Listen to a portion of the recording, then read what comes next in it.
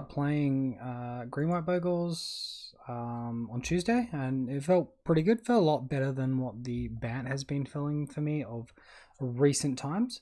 So yeah, we're gonna just pick it back up and get straight back into it all. Currently, I'm kind of enjoying having these Cartouche Solidarities in the deck. I think they've been pretty solid for me so far. Not sure if we want to overload it onto 4 or not, but I don't really think that's much of an issue. Still running just the 2 core Spirit Dancers here. Got like 2 Path to Exiles here. I'm sort of thinking of like playing on Thin Ice, but I don't think our mana base can sustain it. It would be nice to be able to like kill a Paralysis creature like on turn 2 or 3 before it starts attacking, before you're like ramping them essentially. But you know, with 3 basics and 4 fetches, we have 7 sources to hit a Snowland, and that's just a little bit too low in my book. Maybe if we had like 11 or 12 sources, we might consider it. So perhaps for the Bat version, it would be more reasonable. But then at the same time, we are also fetch shocking a lot more because we're running 3 colors, right? Alright, so yeah, with the sideboard again, we're going to be running the ley lines again. We've still got our suppression fields, our torpor orbs, a soul guide lantern, got 2 force of vigors here and 1 seal of primordium. So I'm not exactly sure on the release date of Modern Horizons 2. I've got the wrong deck selected at the moment. We'll just fix that. But yeah, I'm pretty keen to get some good leagues in before that comes out, because I'm pretty sure it's going to be a bit of a turkey show. Lots of broken crap going on as soon as it comes out.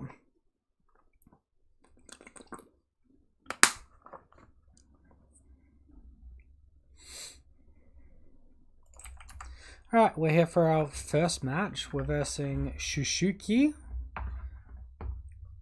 Shushiki? I don't know, some rubbish. Says here our opponent is currently 2-2. We lost the Darrow. They have chosen to be on the play. They're also mulliganing by the looks of it. It says starting mulligans. What? That's a weird thing. They do actually mulligan though. We're definitely going to keep this one. Or 1 land away from having pretty much the nuts against most things. Other than turn 1 discard. And I guess we don't have totem armor, but it's pretty close, man. So I will actually be doing a video shortly on Facebook. Are you fucking kidding me? Mull to 5 and keep Inquisition. Yeah, that'd be about right. Cool. Alright, we'll see if we ever draw anything. That is like so arsey. It's not funny, man. They'd be losing so many matches in this spot if it was like, if they were up against something different. Like if I was on burn here, they'd be dead. Alright, so we missed a land drop. Bit lame. Also, like if we won the die roll and we're on the play, we'd probably just auto win this as well.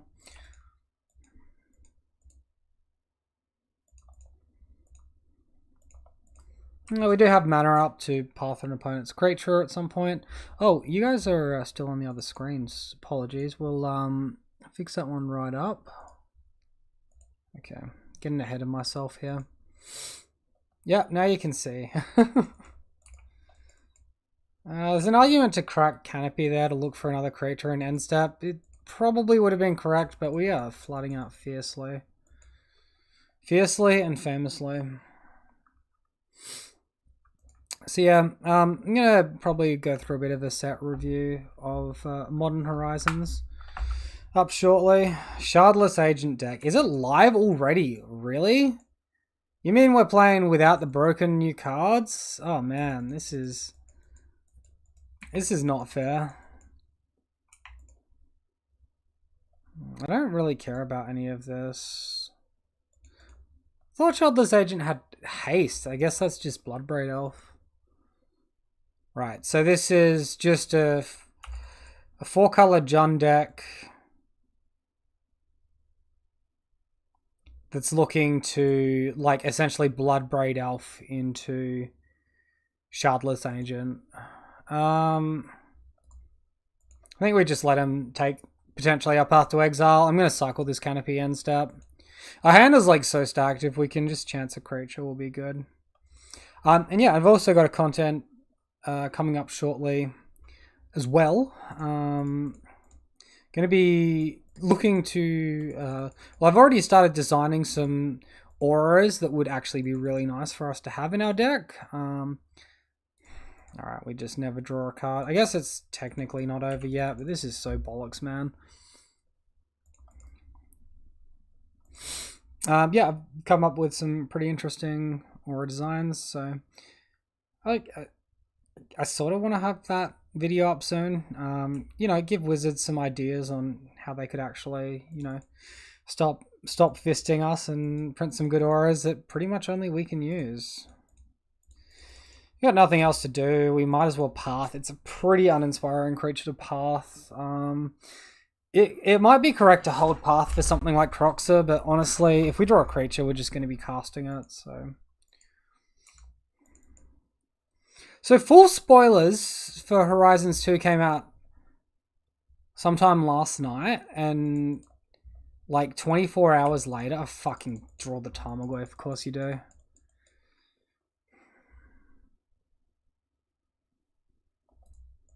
Alright, well that's enough of... We couldn't even hit our lands. We hit one land, dude. What an arsey fucking show for our opponent, man. Semi considering the Torpor Robs, I think it's maybe a little bit too greedy. Soul Guide Lantern could definitely be good though, especially with the Renin 6s. I don't really think we want to bring in Leyliner's Sanctity when we're on the draw, but when we're on the play, but on the draw I probably will. Minus a Griffspoon.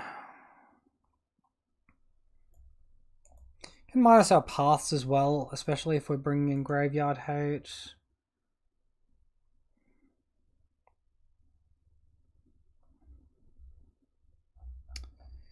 Should be winning most battles on the ground. I'm just wondering if we can somehow work it.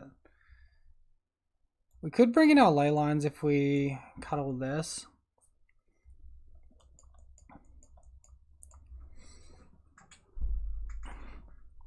It disables our Lurrus.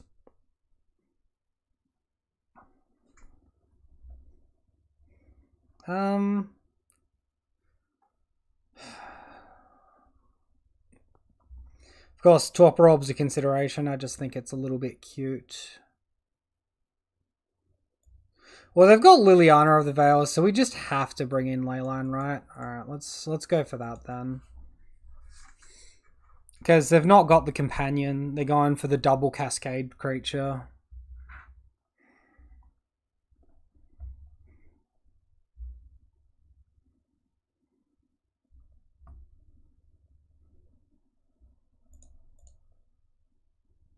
Amazing. That would have been a functional hand last game.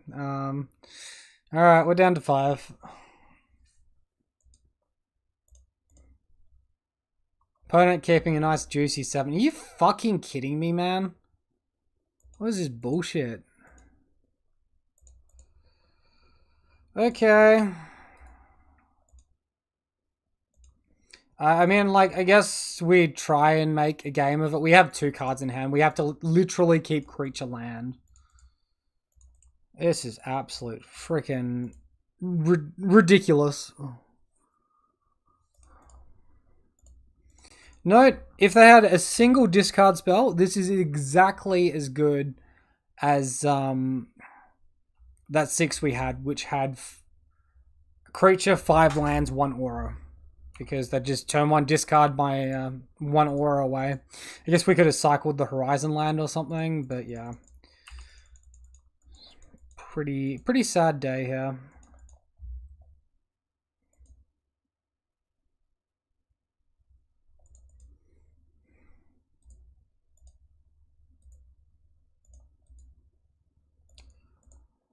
Alright, so attack for that juicy 1 point of damage.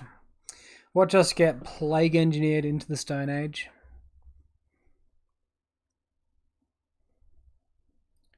Or just like they're all of a sudden running Pyroclasm, even though it's like such a bad synergy with Shardless Agent. Guess they can choose not to cast it, right? Alright, any aura will do.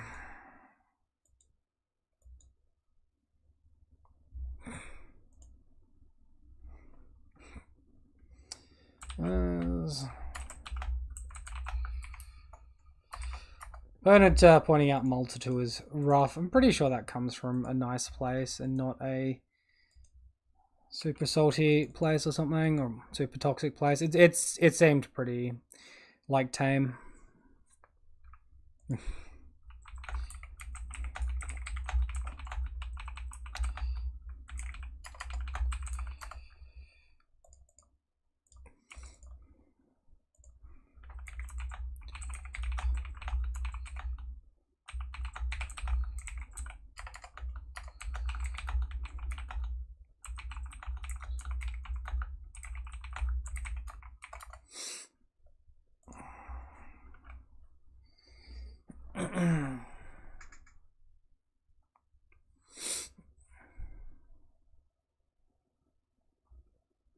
A bit of banter with my opponent, like, yeah, well, not really banter.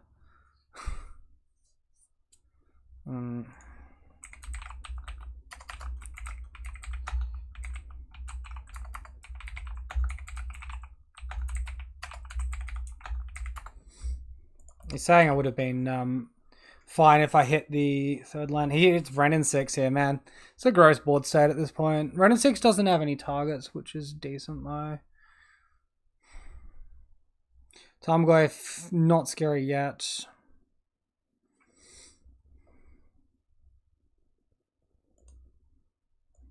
Yeah, he's saying if I hit my third land drop and like would have been fine because of Luris, and 90% of the time, I know it was down to like 1 or 2 cards in hand, but 90% of the time that's just literally not the case. Alright, we draw an aura.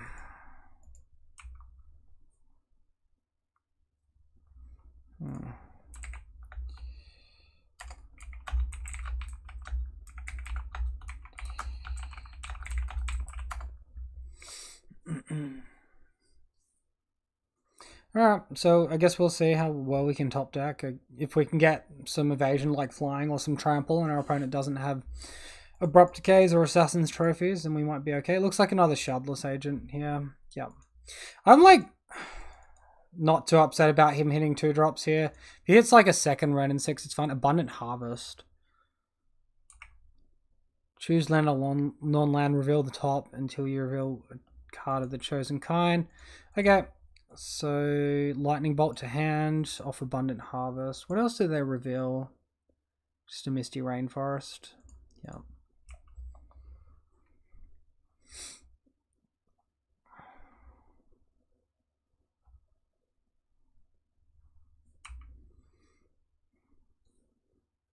I'm not sure if this opponent actually has Lily in his list, what with the Shardless Agents.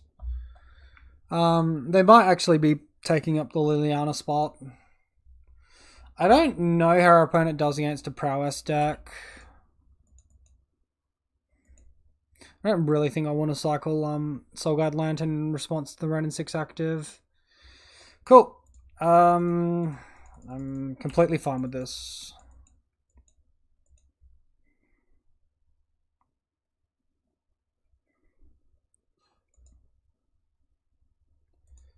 Plan is to just ignore Renin 6 and try and kill them.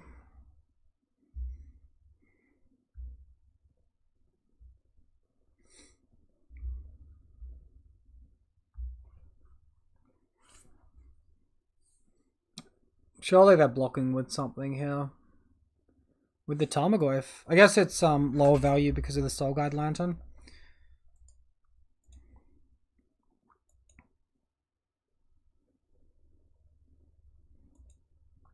Yeah, I don't really think it matters which way we go here. His Goyf can go to a 2-3. I think his Goyf is probably more valuable than Shardless Agent, but at the same time, can we 2-for-1 him? If he uses his Bolt here. So each opponent's graveyard. We can 2-for-1 him. think I'm okay just trading with Tarmogoyf and having Shardless Agent bounce. Be interesting to see if he goes face with this bolt or with for the warrior token.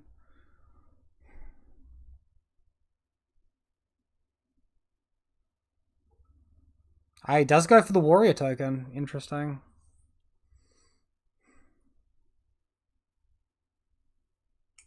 So now I've passed the stage where I can actually active the Soul Guide Lantern. I still think it's fine.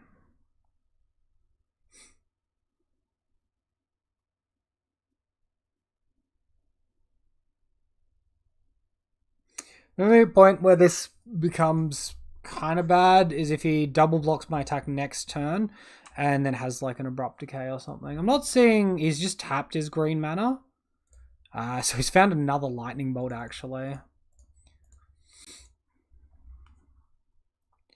And a little bit of that's getting obstructed by my camera right now. I don't know. Let me know what you think of me widening my camera. It's probably a bit pointless and annoying. I wanted to try something different. I've sort of also got red and blue lights on my face, but they're not really that noticeable. Try something non-green screen related. Getting like very over the green screen. So now he's got Bloodbraid Elf in hand off a second Abundant Harvest. Once again utilizing a green mana source for that. Boltas, sure. Sorcery speed, Boltas. Yeah, I'm fine with that. Opponent on repeal or something.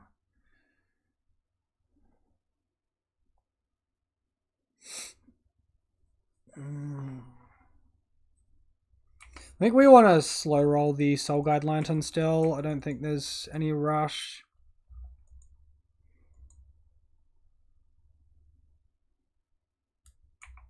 Not certain my opponent needs to block this. It's much more threatening with, like, I guess with the double block, yeah. I don't know. I think leaving up green black mana and then double blocking is pretty threatening for me to attack into. I'm probably like far enough behind that I'm just going to do it anyway though. So obviously Bloodbraid can join the party here.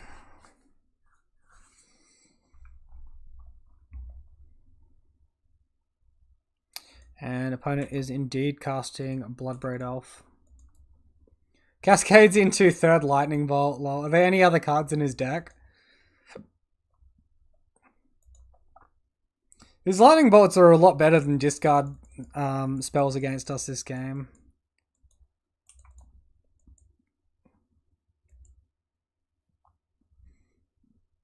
I imagine my opponent would probably fare quite well into control decks, even if they're not super well placed against my deck, in my opinion.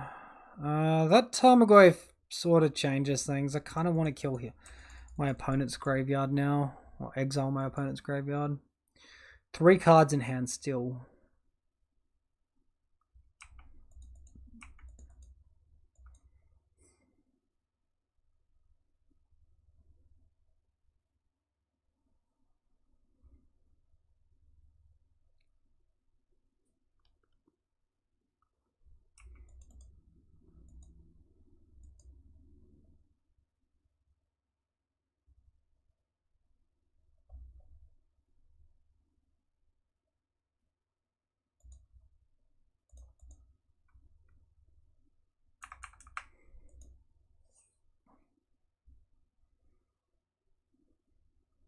I think we Spider Umbra with the Scout, attack with both. He'll probably force the active of the Soul Guide Lantern.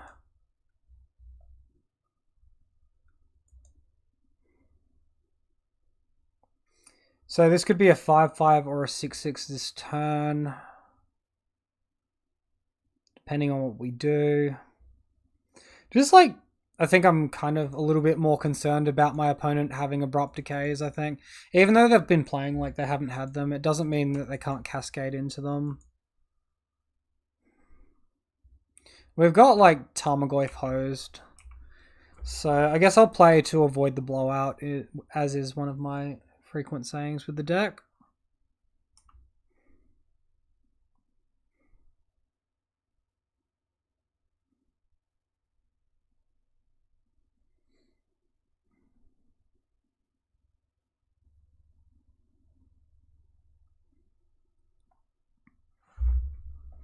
Oh, you guys could actually see all that chat the whole time. I didn't adjust my chat box. All right, well, let's load it up. Make things look a bit prettier. Of course, pretty face.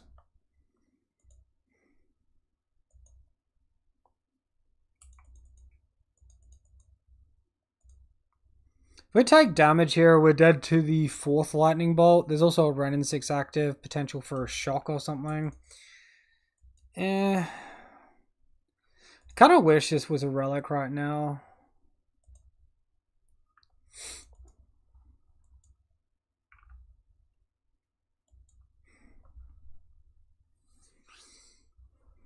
So if they're doing that, what does that mean? They sort of have to have another creature or they're dead, or they're just banking on us not killing them with top decking anything worth 1 power. Can still draw something that gives flying or trample and win. Okay, opponent decides to use a cleansing wildfire. Tamagoi pumped back up now.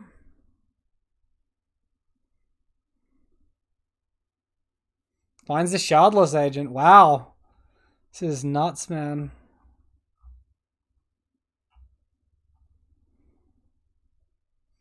Well, Rancor would still give us the victory. So you really need to crack that fetch land. He's not got blue, so yes, he does. Wow, and he's shocking. Oh, dude, you are so dead if we get evasiveness. Dead to ethereal armor or evasiveness. Finds ancestral vision. Oh shit, man. Oh shit. Well, they got a big grip now. Wowee. Already played their land for turn. We may have been dead to lightning bolt if we didn't do that. I might just be holding it now.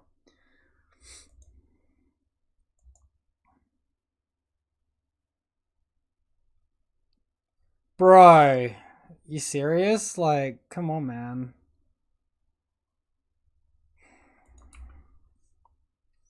Alright, we're on defense finally, unfortunately. Super lame.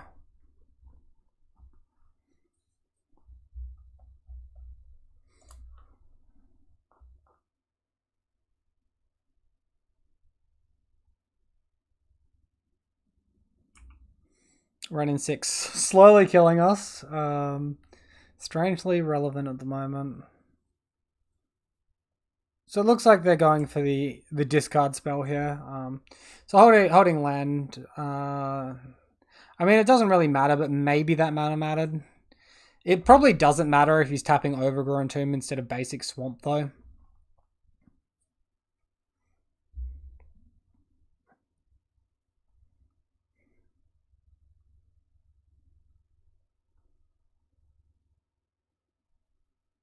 Alright, if he's hesitating on the attack, it probably doesn't mean he has interaction.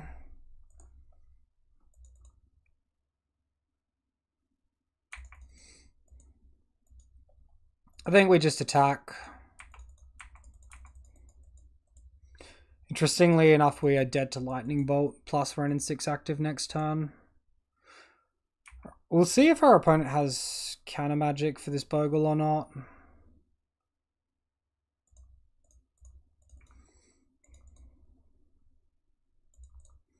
Okay, that resolves. Excuse me.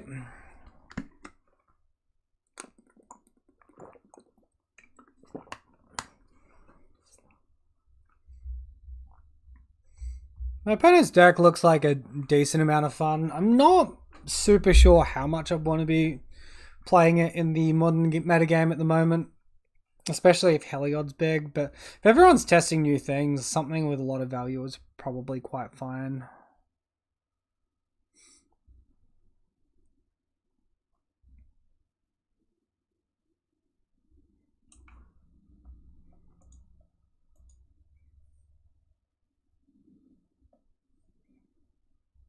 We're forced into double blocking, and then we're dead to a Liliana of the Veil. Okay. Block with a Scout to help play around Plague Engineer a little bit. Way he doesn't get lots of value off Plague Engineer. Cool. Alright. Canopy Land, let's see. Also, like, quite annoyed they didn't reprint or didn't do a new cycle of Canopy Lands this set. I think I attack my opponent, force him to block. I'm dead to another Bloodbraid Elf or still Lightning Bolt. Might have a little bit of trouble with Liliana of the Veil as well.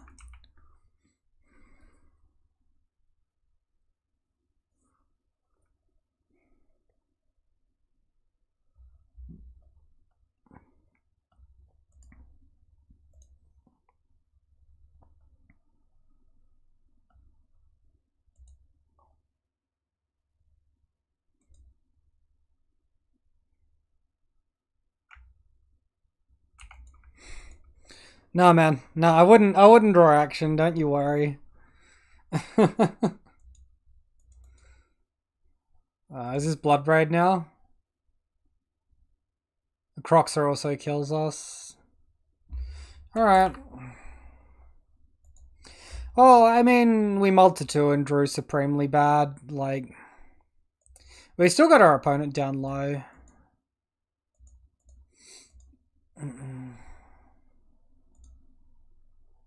We had 2 draws, and I mean, we would have finally seen an Ethereal Armor.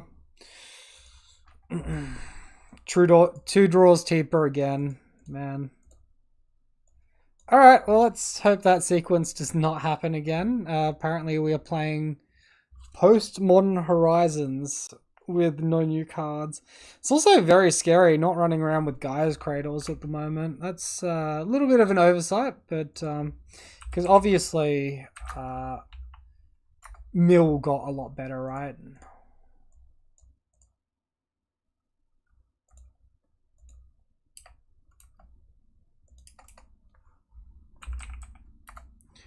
I think I'm spelling it right.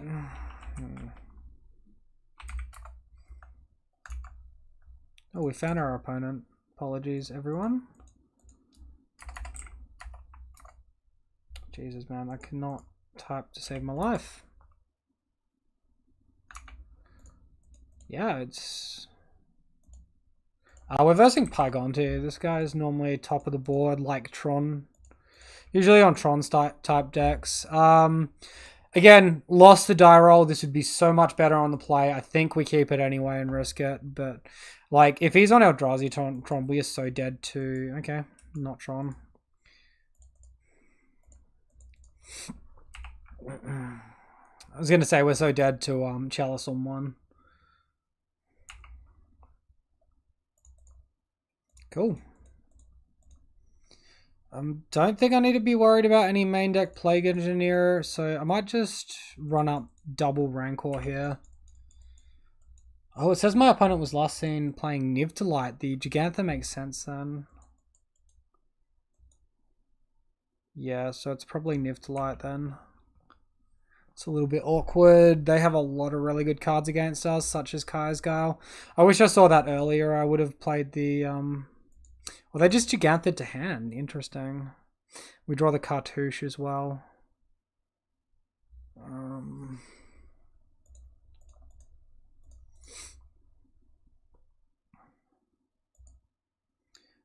think Cartouche is good enough. It puts them on a 2-turn clock, gets us out of the range of like a 3 damage sweeper effect as well. Where if we play the Bogle, we play into that. Now we're like dead to Fatal Push or Path to Exile plus Kaya's Guile, but Sorin, sure, that resolves.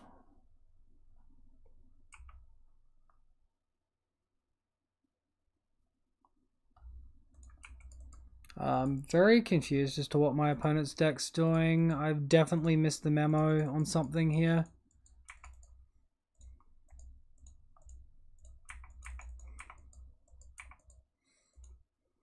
Cool. Alright. I guess it could just be a funky version of Niv to Light.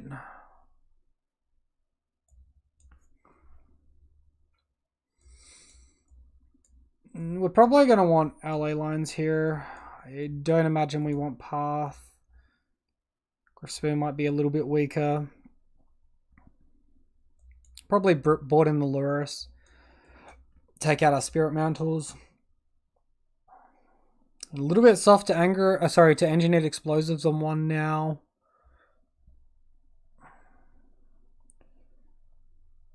Said 2 days ago playing Niv to Light. I don't know that he's on it or not. I guess we can bring in the Torpor Orbs for game 3 if he is on Niv to Light.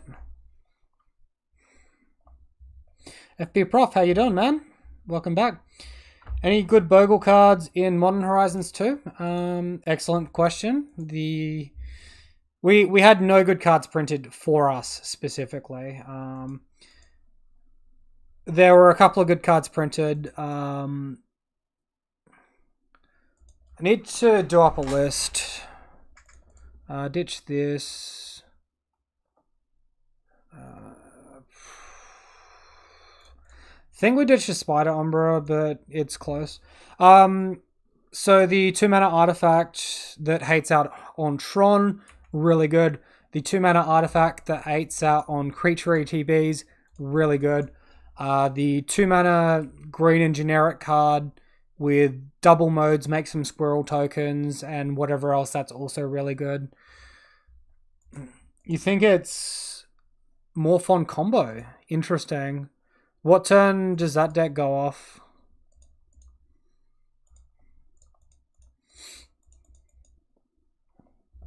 Morphon combo. Is that a new deck that's coming with Modern Horizons 2, man?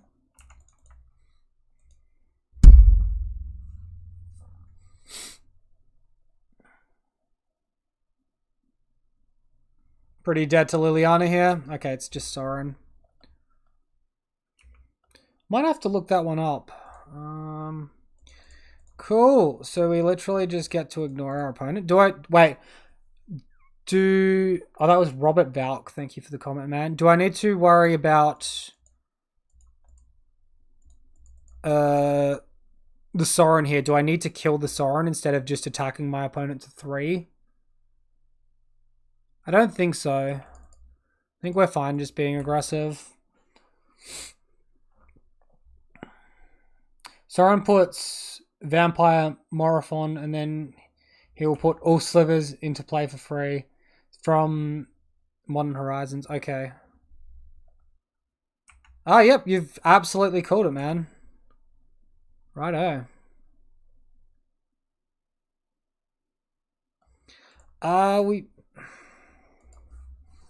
We might be okay? I don't know. I guess we should have killed Sorin then. My mistake. I definitely like the look of Torpor Orb against my opponent's deck now, though.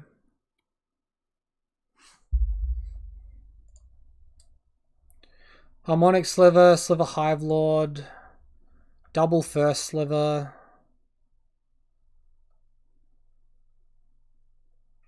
Oh no, that's some pretty good tech on the Harmonic Sliver.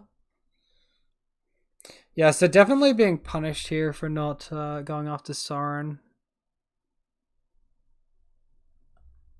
So is this creature changeling? Shapeshifter, yeah. Right.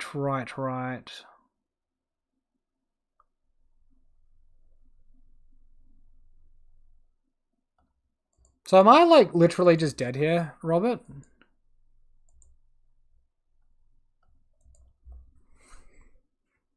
There's a lot of Cascade happening right now. Oh, we're getting a good look at his deck though, so I guess we don't concede.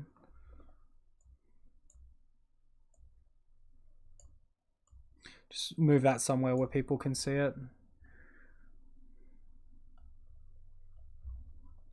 If he doesn't manage to get flying, we can still draw Griffspoon and win.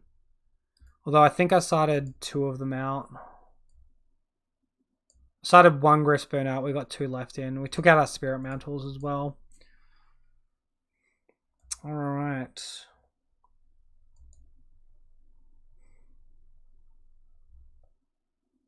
So mistakes were made. This should have died.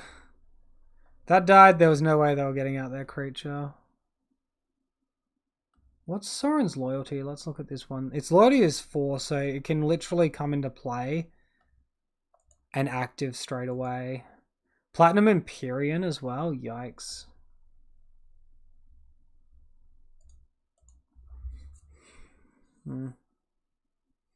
Well, they look like they're having fun, and we're pretty dead here. Cool. Alright. That was pretty hectic.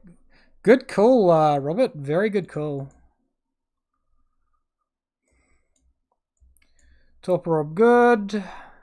Suppression Field can interrupt their Planeswalker and fetch lands. They do have... We have seen Urborg, though, so that makes their fetch lands still tap for stuff. I don't think Suppression Field alone is good enough. Let's take out our Leyline. I didn't see any discard then. Bring back in some evasive effects. Alright, let's submit and get into it. Maybe Path to Exile is okay, actually. Because then we could like Path with Cascade Trigger on the stack and stop all their stuff from being cheaper. Alright, cool. This looks good. Let's keep it. We've only got 3 power, but we've got a Spirit Dancer to start going ham on the value.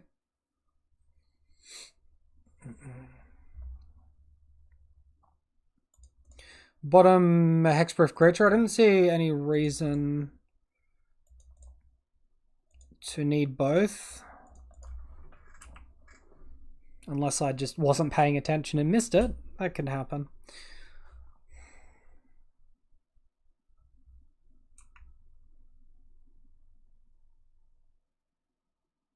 Yeah, the 2-mana Gristburn that Wizards was so kind to print us in Modern Horizons 2 is like the biggest middle finger to Bogles players I think I've ever seen. They literally went, oh, let's get one of these. Let's print an aura and just make it absolutely pointless for Bogles. It's what they were thinking. There's no way that card is playable.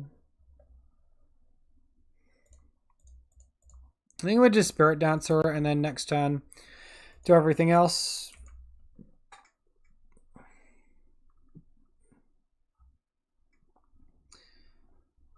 Because our opponent's not going to have a Vampire in play yet. They won't be able to active Sorin. But they can tap green mana for Sorin, which is important to note. Alright, let's Spider Umbra up this... No, we don't need a Spider Umbra up the Spirit Dancer because Rancor will take it out of Sorin range. See if we can hit that land. Okay, we brick on land. And we can't cast any white cards off the plains. That's shocking, man. Gotta go, Robert. Thanks for stopping by, man. Glad you're enjoying the videos. Take care as well. Yeah, thanks for your help with the deck as well. Identifying the opponent's deck. Search for glory. Right. So that's in hand. They're going to look to play it and active it next turn. Gotcha. I might be able to just kill here if we draw the right string of auras. So if we count, we'll get an extra 4 damage on Spirit Dancer. That's 12, 13, 14, 15. So we can just... Wait. We don't necessarily have the mana here to do everything. So we got way too many green cards here, so this is 4 damage. That puts our opponent to 1. I think let's just play it safe and over 2 turns.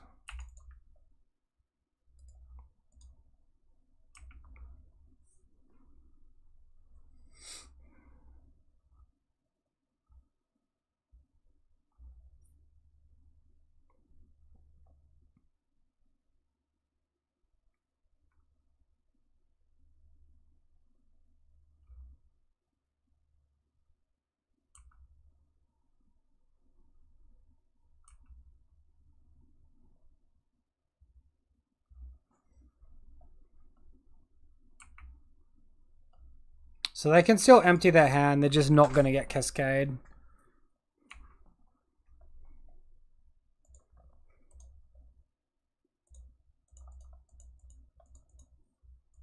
Alright, and this one should do it. Cool. Awesome. So we ended up taking that one. Yeah, Torpor Orb coming in clutch. Love it. It's a very odd deck. I don't think I've ever seen that before. It's probably something where if you watch like a lot of content, some streamers play it every now and then. Like Spiring Spike plays a large variety of decks, I've noticed.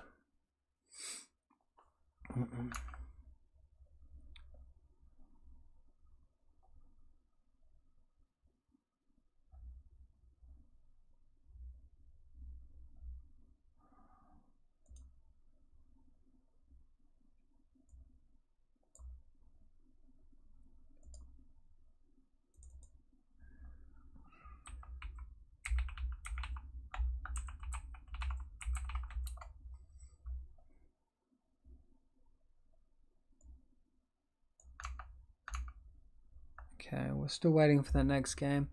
It's not... Where's the card I'm looking for? Only green. 2 mana. Apparently there's 100 different cards. Gaia's Blessing. I'm just spelling Gaia's wrong. Gotcha. We should probably be playing one of those with the mill running around.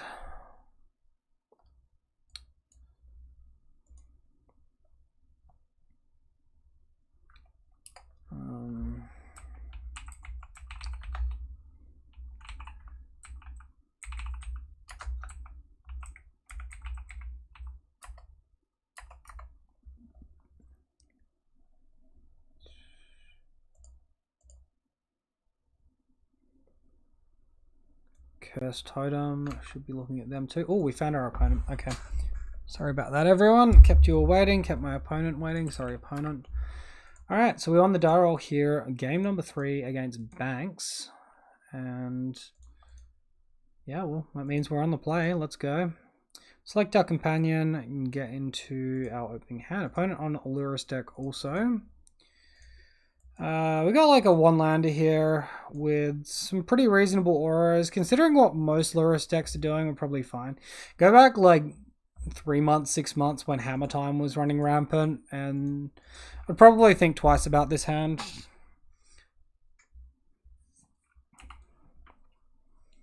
This is a shadow deck because we get the free flying. We have a chance. Okay, well, maybe the Spirit Mantle down instead then.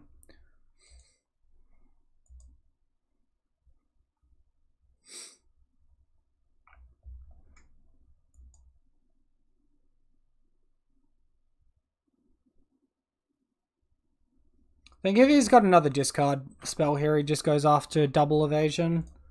So he goes after the expensive evasion effect. Alright, let's go ahead and get down our flying. I value that the highest out of all the cards in our hand, so...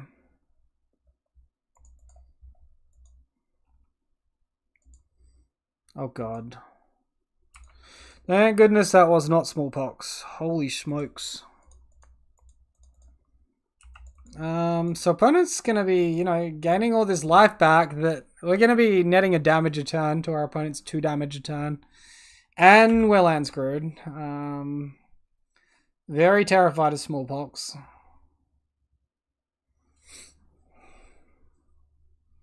I'm not sure they're a smallpox deck if they're committing this many creatures.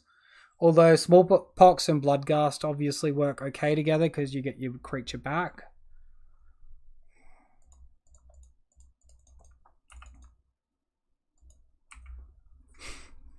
Mono 1 mana auras so far for our top decks.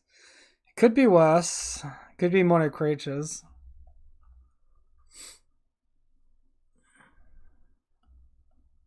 Oh.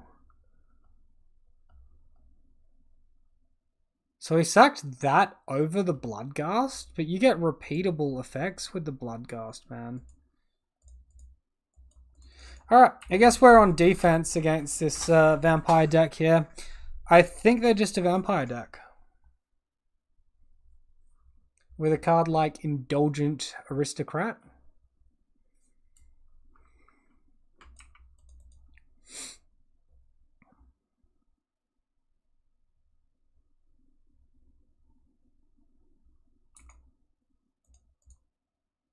Got first strike, this should work fine.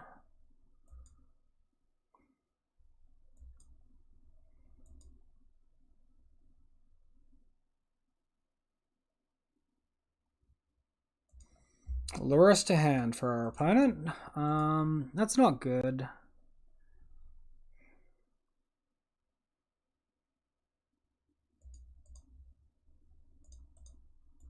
That one can just enter tapped. We can't afford to attack this turn. We need to leave back blocks.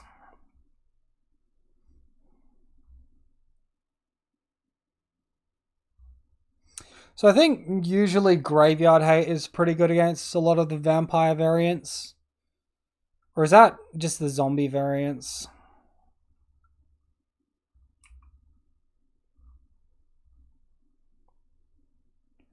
Obviously, Daybreak Coronet would be a very good top deck for us, as would Sentinel's Eyes. But Sentinel's Eyes isn't even good enough on its own. Maybe Curious Obsession would be okay. I think our best line is like land into creature. Core Aura, we take 2 damage, go to 2, dead there.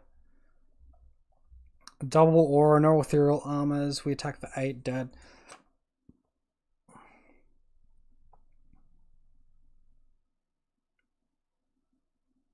Creature, leave back Chump Block. Leave back double Chump Block. Kill Lurrus, Bloodghast, take 2. Not sure how we're winning, but that's the only line that doesn't seem to lose us the game, so...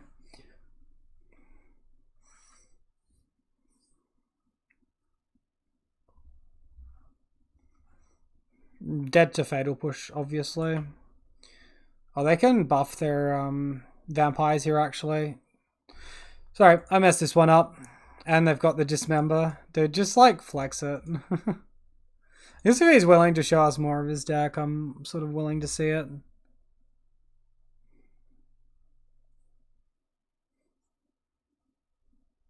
Okay.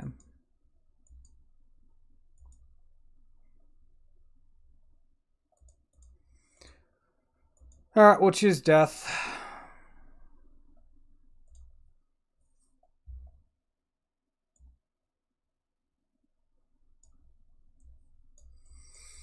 So, in my opinion, good cards are Leyline and Suppression Field. I imagine they have a decent number of actives. I don't know how many ETBs they have.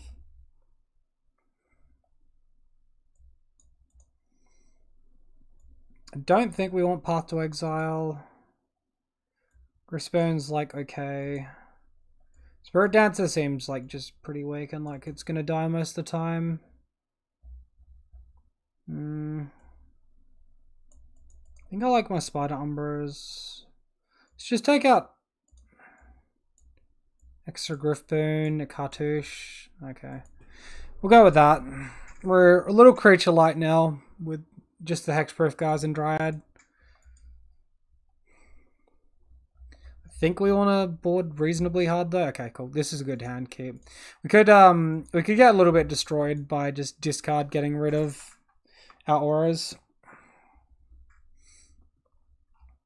Not hugely concerned though.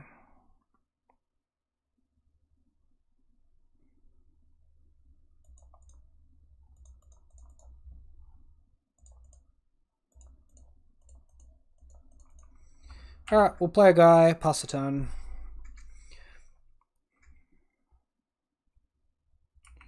So our opponent also had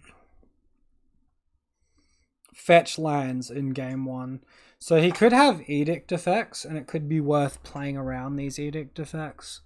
So if I'm given the chance to play the Gladecover Scout, I will. Obviously my opponent does not want that to happen. We find land that sucks.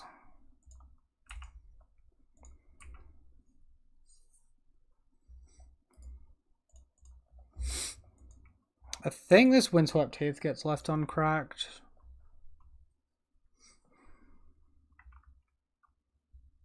I guess I shouldn't be hard yielding in case he plays Smallpox or something. I think I just yield the turn.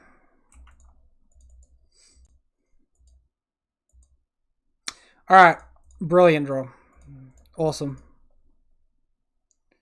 I am pretty sure we hard win from this point.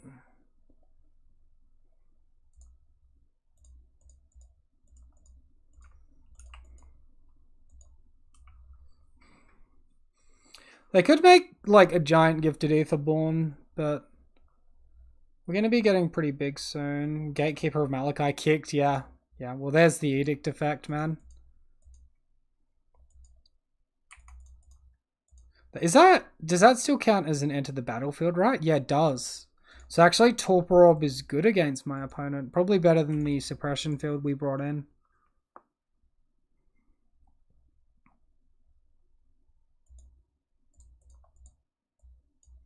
Kind of like dead if he's got another one of those effects, so let's just pretend he doesn't have it and look for the fastest clock. They can like return that in future turns with Lurrus.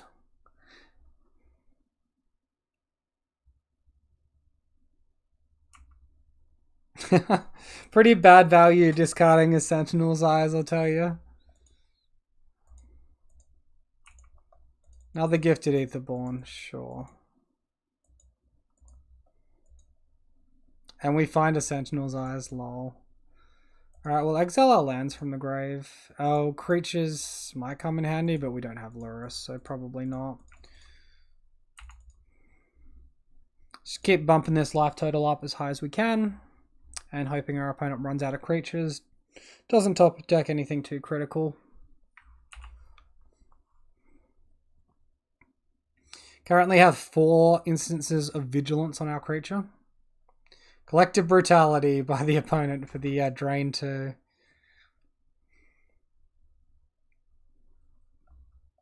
Land, Lure us to hand. Yep.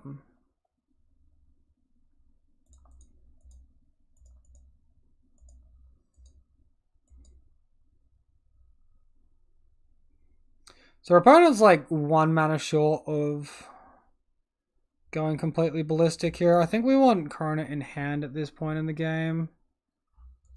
So we're hoping our opponent doesn't draw land. Otherwise he can he kick Gatekeeper from the grave? He probably can.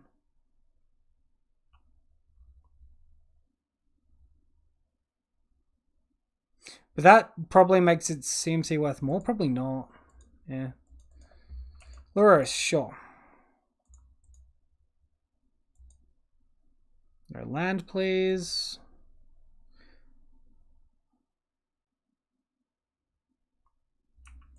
Okay, returns random guy. We might be in trouble.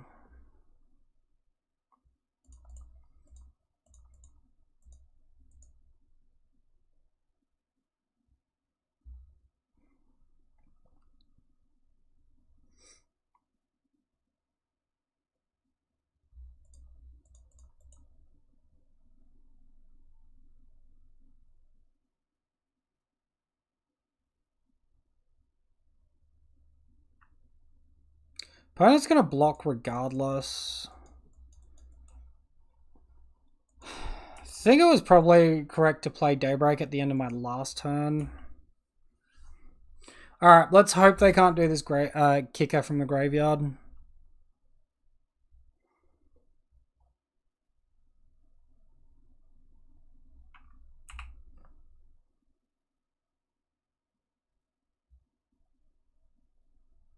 Okay. Apparently they can kick from the graveyard with Lurrus. That seems a little bit busted. Sorta knew it was coming though. Can still reload nicely on a creature as long as we don't block the Gatekeeper. He doesn't block us, then doesn't really matter. Okay, we'll just flood out for days.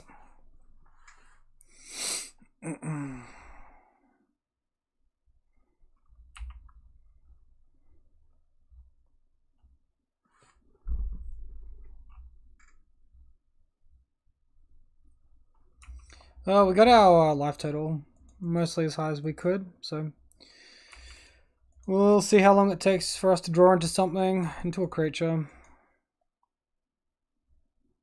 This time we have trample. But now they're gaining a lot of life from all these creatures here. Back up to 18. It's a tall order. Take the ethereal armor, please. No, take the... I don't want you to take either card. Fail to find, please. Fail to find.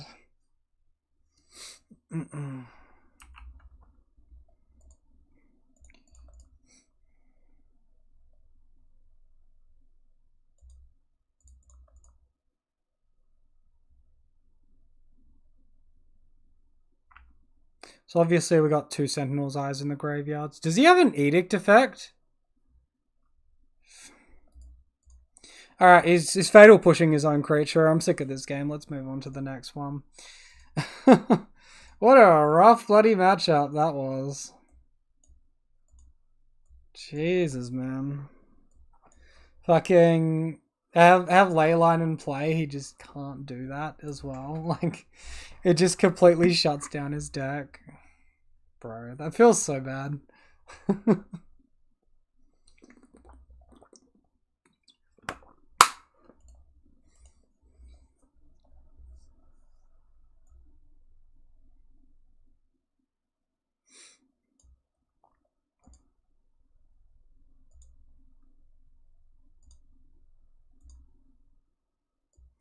I'm like getting so annoyed that they've changed CNC to mana value. I just can't get my head around it. It's such an annoying thing.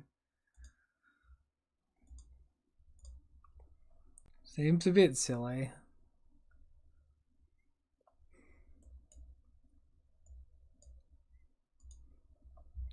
Alright, so I've now got a slightly different looking sideboard. Main deck unchanged.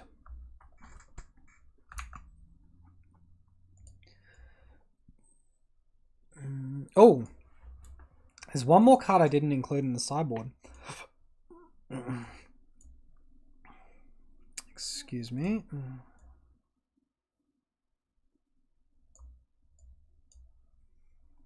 Mana value 2, colorless. Where's the set there? 30 matches. Void Mirror. Beautiful. Alright.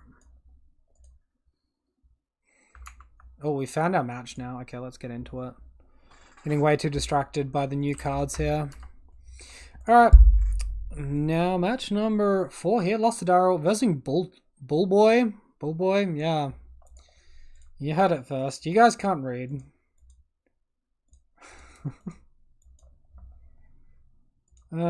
These hands, man. These hands. Alright, this is better. Keep. Did your temple. Seems alright. It's a burn. Very much like for this to be burn. We can beat that. I guess it's like not super great, but it's still not terrible. If they have skull cracks, it might be a little bit hard to win, but otherwise it's okay. Okay, they go for Triome Land.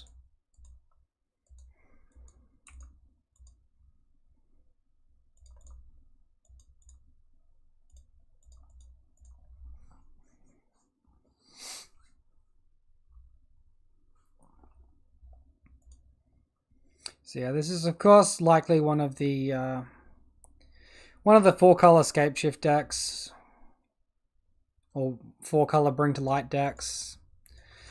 All sort of the same crap, right? This is probably getting repealed or mana leaked or not counterspelled, not with Stomping Ground. Remand, sure.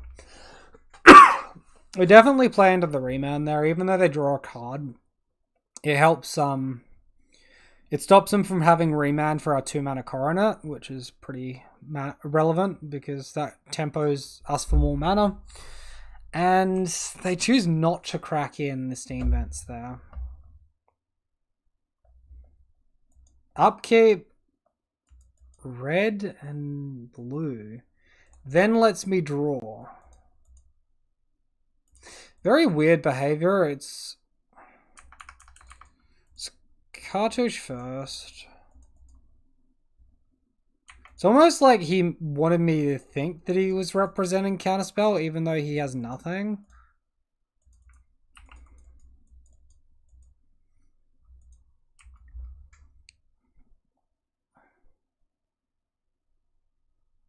Cool.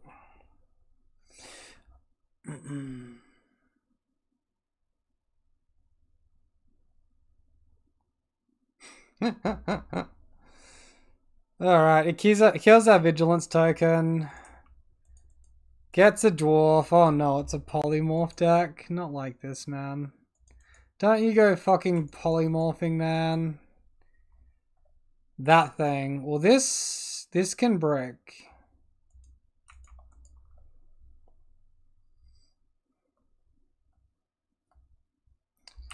Okay. Or it just doesn't break. Imagine having flying here. Super lame, I know. Oh, man.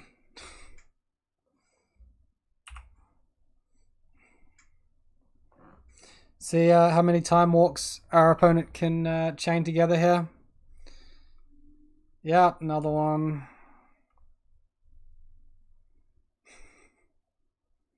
This is so stupid.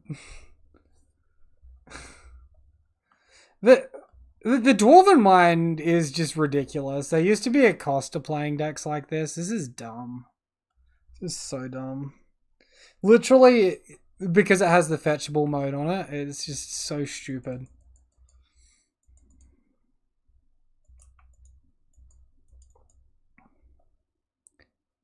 I'm gonna brick once this game. You brick, I threaten lethal. There's the warning. Prismari Command, hell yeah, man. Hell yeah. So they could still, like, cast one of these Time Warp effects.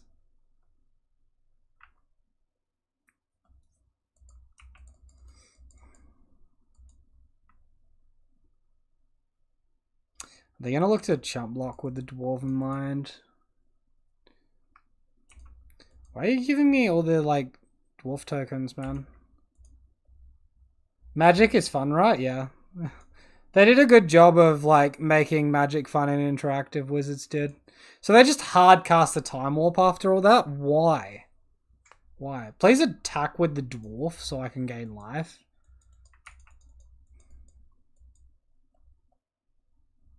Its opponent misplayed. They didn't active the Ren in 6 that time.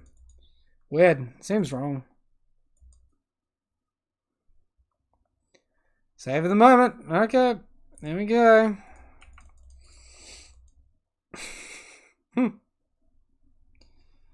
Oh, it's a lovely, lovely world we live in.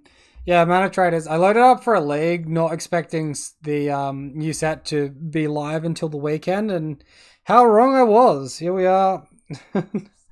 Nice live. Everything's live. Everything's going. To be honest, I'm not really sure how many of these cards in our sideboard we want. Path to Exile should fizzle their Indomitable Creativity, although I haven't tested that yet. I don't think I care about their graveyard.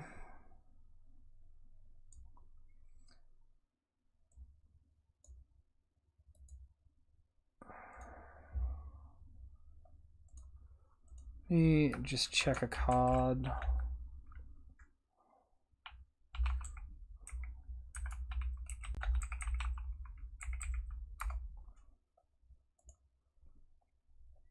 So it has Flying, Vigilance, Haste. Cool. What are you saying? That is right. Some get lucky and found new cards in treasure chest. Yeah, I mean, I don't know why you'd crack treasure chests, but hey. I can't believe, like, less than 24 hours. Like, it's about 12 hours after the full set was spoiled. And, yeah, it's just, they're live. It's actually insane.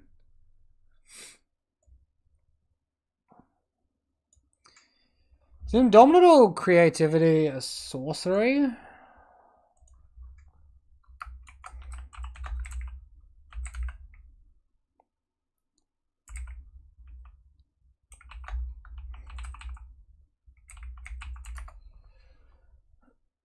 It is a sorcery. So if he goes for these tokens, we could actually Force of Vigor the tokens. No, the tokens, that's only for the Prismari command.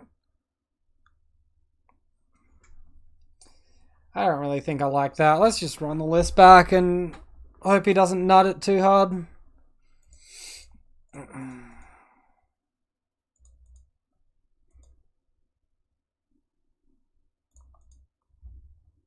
Keep.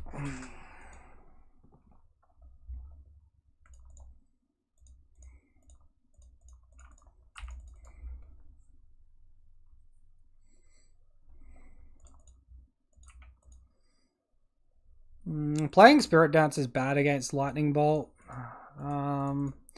We draw the Spider Umbra. That's actually really good. That's going to give us a reach blocker for his Flying Dragon. As long as we can resolve Daybreak Coronet, will be pretty good just for the rest of the game.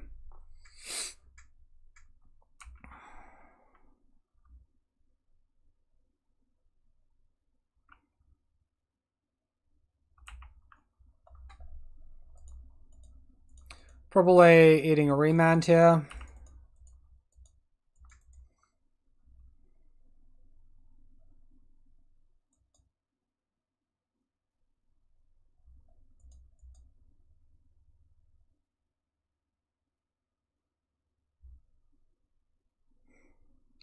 Son of a bitch, man. Alright, we'll put that on top.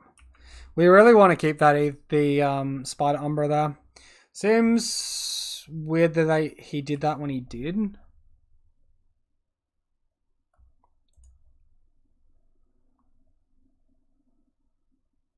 I don't see a world where my opponent gets a dwarf. I guess if he plays another Dwarven Mine, he can still go off next turn.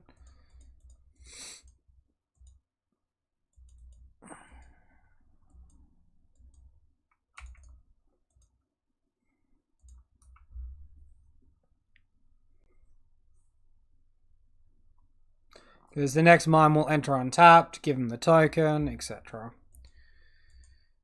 Another Aether Gust.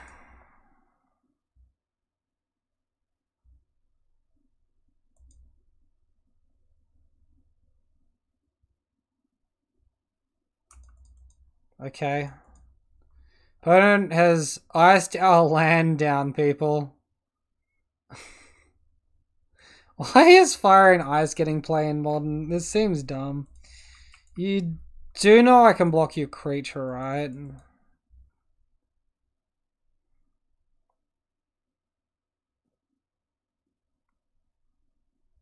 I missing something here other than just attacking and doing good stuff, right?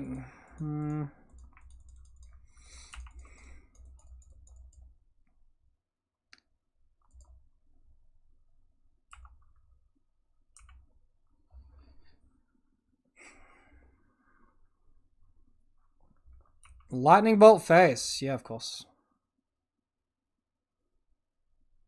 Weather the Storm. Looking to gain some life and drag this game on for a few more turns. Okay, fair enough. I suppose so. If we don't play the Daybreak there, they get 3 less life, so it works out about the same. Well, exactly the same clockwise. Cool. Opponent concedes. Alright.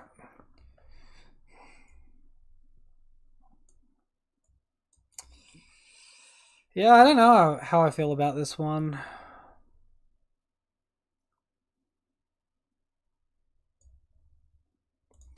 Run it back. Maybe Path is good. I could maybe take out my Spirit Dancers for suppression fields, but that seems less good. On the draw. I guess Spirit Dance is probably never doing anything this game, so Suppression Field might just be slightly better. We already saw he kept in Fire and Ice, so what's the point?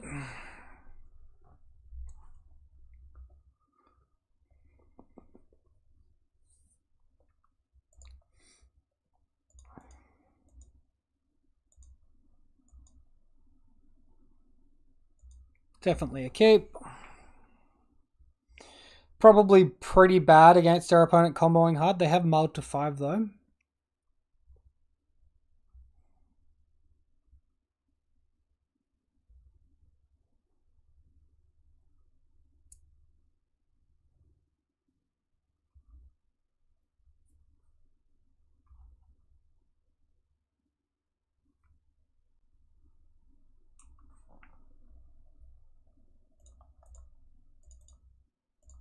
Alright, we're going to need all the power of the Bogle for this one. Sorry, Scout, you can stay on the sideline.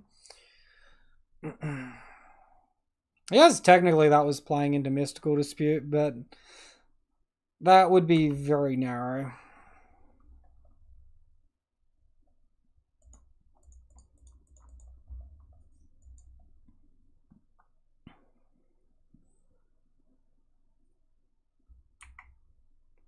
With the remand, I'm going to just take this instance to resolve a Griffsburn so I have the ability to beat flying. I forgot to attack. Okay, smart. We missed 2 points of damage.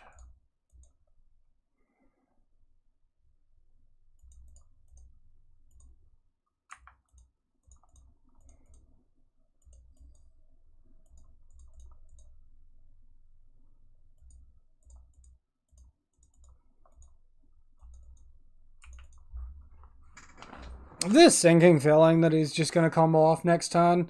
I think we actually wait until what's he doing? Prismari command.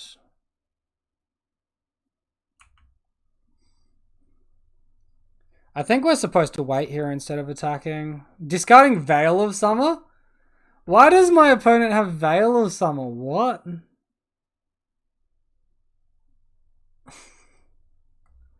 I'm very confused. I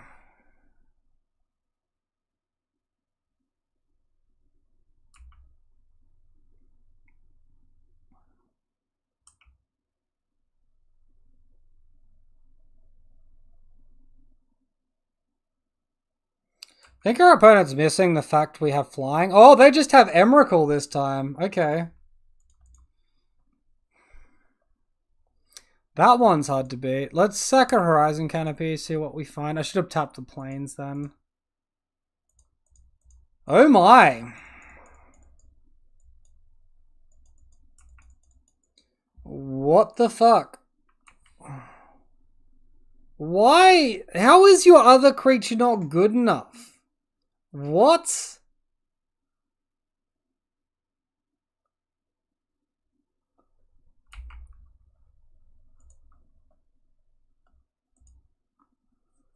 Holy flippin' hell, man. We are getting slapped.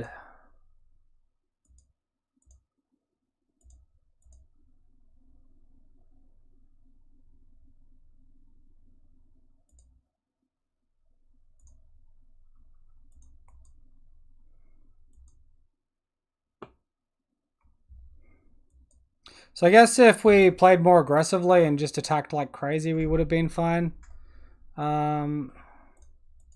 Wait, does our opponent's... Is this an attack trigger? Wow, it's not even a deal damage trigger? That's so stupid.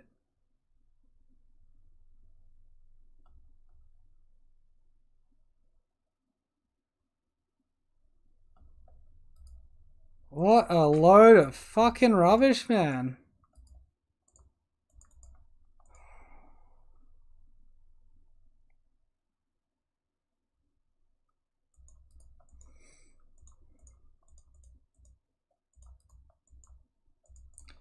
Alright. Modern people, it's a fun place. It's a fun place. We just have to beat, 15-15 invincible flyers with Annihilator 6 and infinite turns.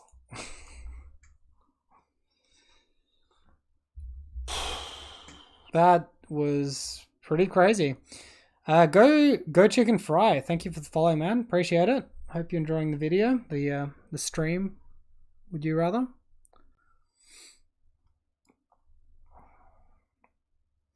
Alright, well, not looking too flash hot at the moment. I got cheese, bro. Yeah, well, I missed 2 damage on my turn 2. I forgot to attack. So my opponent could have been 2 damage low, which would have been on 12. I think I had 9 power. If, instead of leaving up blocks for the stupid flying creature, like, they're literally chancing hitting the Emrakul, though, instead of their other flying creature. Like, if they hit them the other way around, I think it's less bad for me. That's crazy. Alright, well, just match number 5. Lost the die roll again. Hand is good enough to keep. We only have 1 white mana, though.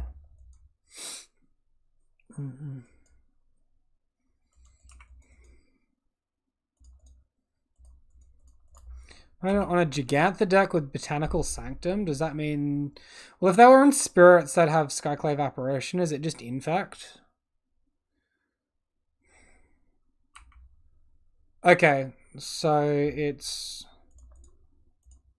likely a Jeskai Ascendancy combo deck, maybe? Or something just I haven't seen before. Mana Traders, have you noticed the last year or so's meta has been... casting cards with super high mana cost for cheap? Yeah, no joke, man. Fried Chicken. I say there's a lot of cards, maybe 10 plus pre-Modern Horizons 2 that needed banning. But that deck is not one of them. Yeah, I think I agree with you there. I don't think the deck's super overpowered. It's just... like, it probably folds fairly heavy to any deck that will interact with it. If you've got removal spells, even if you're a burn deck with lightning bolts and things, if you're killing those dwarf tokens in response, you're holding up counter magic in response, like, their deck probably loses hard in a lot of matchups. It's just, it's good against a linear aggro deck, right? But yeah, there has definitely been a hugely raised power level since the beginning of Modern Horizons 1. Like, for the last year, the power level's just been pretty on crack, really. And I definitely think there were spots where they could have toned down decks and didn't. Our opponent missed a land drop, hit a second creature, removed our core Spirit Dancer. I think we just want to get some damage happening now. But yeah, like, the fact that they haven't, like, banned more cards than they have is Wizards' way of saying that they're happy with the power level of Modern at the moment. And I'm pretty sure there's some busted stuff that's about to come out of Modern Horizons 2 too, as well.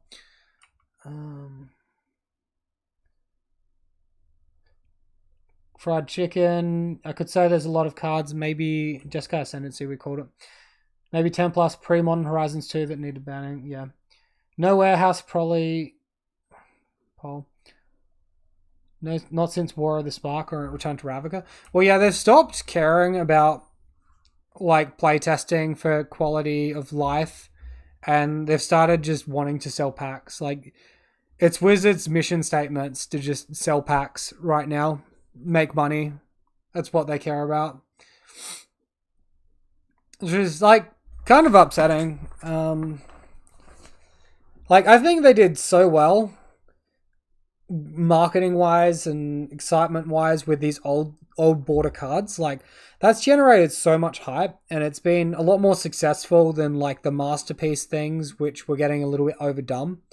I think they did a really good job with that, and they just have to go and ruin it with, like, these crazy powerful cards. Also, like, Modern Horizons as well is just pretty much like a Commander Horizons as well. There are so many cards that target Commander for a deck that's supposed for a set that's supposed to be full Modern, right? Spend more time catering to EDH whales. There you go. Exactly right, Mana Traders. Fancy Bling Borders art instead of playtesting balance. Well, they don't playtest balance anymore, Mana Traders. They get people to help design some cards, and they just want excitement, and they don't care about the consequences. They haven't improved they have improved since Kaldheim and Strixhaven. I agree with you.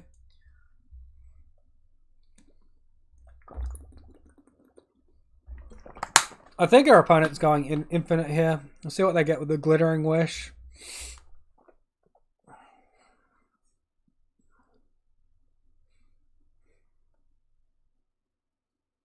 Expressive Iteration certainly isn't GG yet. Oh, my opponent's got main deck Silence, really. Interesting.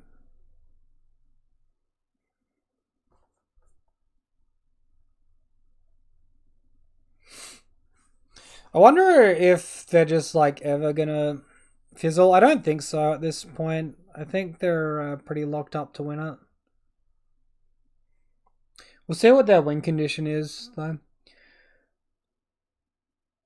Yeah, but like they still haven't fixed the problem with like Tybalt Go Fried Chicken. You can still bring to light the Planeswalker side into play, the Tybalt side into play.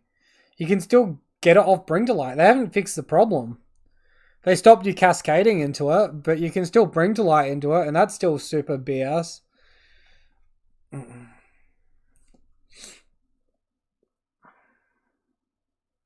Sad how EDH, which is a cool casual format, yeah, 100% EDH, which was just a cool casual format. It was a format made by the players for the players, and then Wizards is like, we like money. Let's target these guys. It's actually also driven up the prices of like a lot of different cards as well. It's like super boring sitting here. I should probably concede. Like, if I could see literally 4 non-creature spells in my opponent's hand, I think I could concede, but not yet. He also needs to make his Sylvian Caryatids either lose Hexproof, or he needs to get some more Fate Stitchers out. There's another Fate Stitcher in the yard.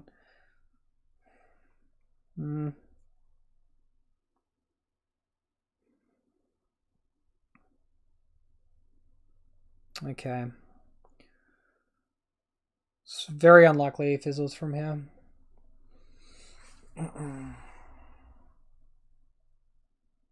Glittering Wish as well. Uh-huh.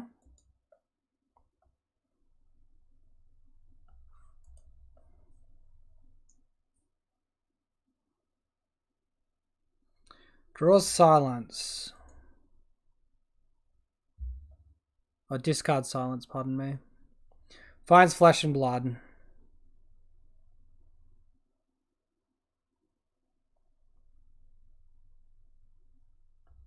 Okay, so they just need to stack up until 20 power and then shoot damage at our phase, so that's fine with the Flesh Blood.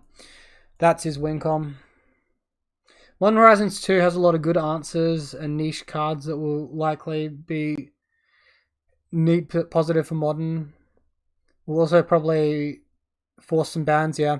I think the giant creature is going to get a ban, the giant green creature, which costs 3 less to cast for each other spell you've cast in the turn.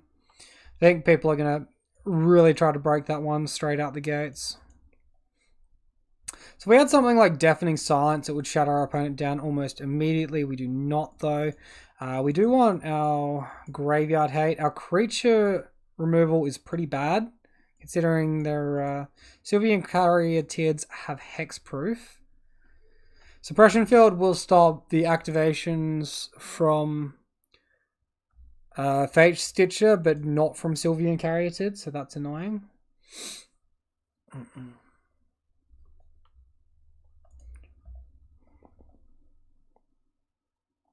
I don't really think they interact with their graveyard particularly large amount. And we saw our core Spirit Dancer got pathed. I think we'll just take out 2 paths, 1 Spirit Mantle for our Enchantment Hate. Should hopefully be good enough.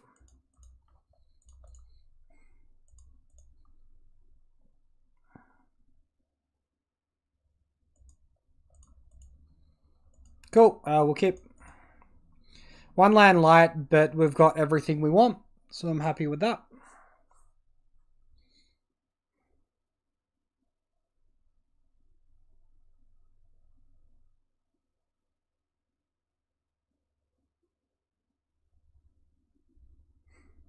Opponent with a mulligan to 6 here. Yeah, so like I'll go through some of the Modern Horizons cards that I think that are going to be pretty decent sideboard wise. I think we lead on the Bogle here, in case the blue mana is somehow relevant for like Veil of Summer or something. I don't think he ever has a pro creature.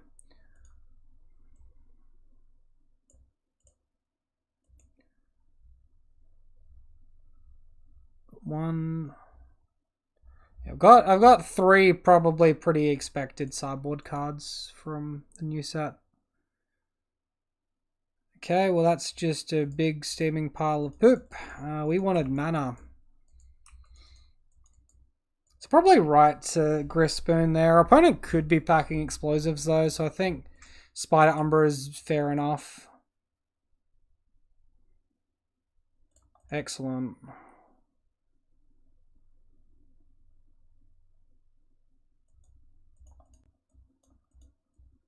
Can't see him blocking in this spot.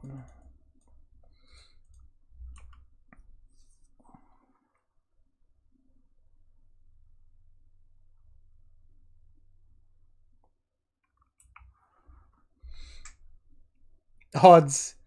MTG bot does not like that. Do I have to like go somewhere to enable a lot more MTG bot commands? Because I see like other streamers have way more things enabled on it. I assume a quick Google search could probably answer that for me though.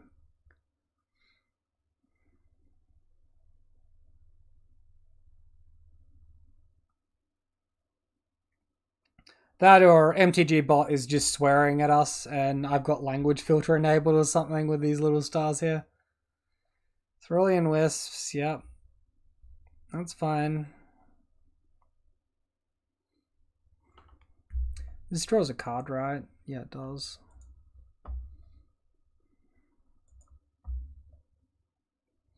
Plays another Caryatid. Cool.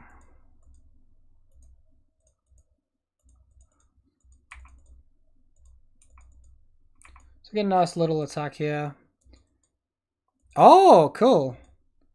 Odds 60, 12, 9, 2. Odds of drawing 2 or more of 16 cards from 19 draws in a 60 card deck. Got it to work. Oh shit, man. I did not even know.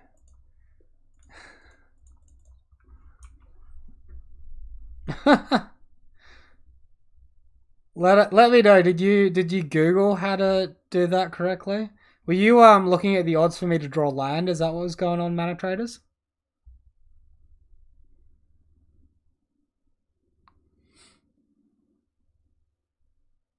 Also, that's very neat. Good work on working it out.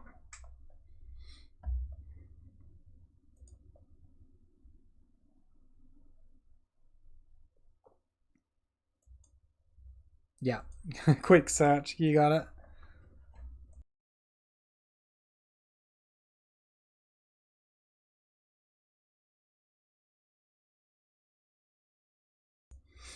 Alright. Just sorry about that. Just needed to clear my nose a little bit. Fortunately, I have a mute button. You didn't have to hear it. The Seal of Primordium really puts the spanners in the works. Oh man, he hits birds, so now he has a chump blocker for Eternate Clue. So he is on 4 though, and does have a Horizon Land, which is hurting him. Glittering Wish. What's he going for? He might actually just wish for some enchantment destruction. Jeskai Ascendancy. Oh, that's a good hit, surely. Let's look for a Rancor here. We win off Rancor.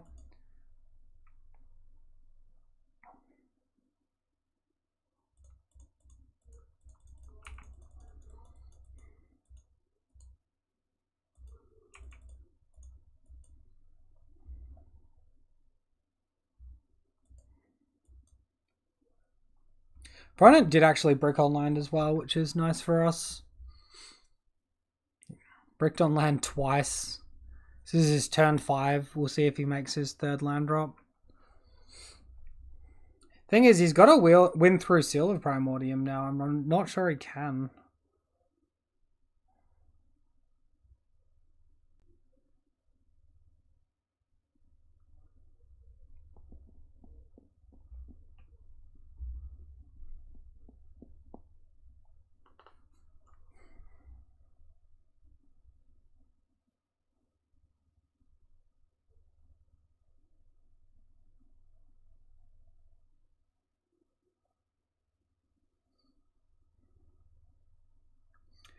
Unfortunately for him, just having the multiple forces really makes it hard for him.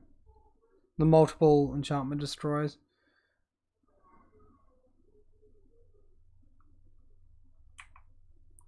Sure, so they're getting back their Birds of Paradise to buy them exactly one turn. Okay.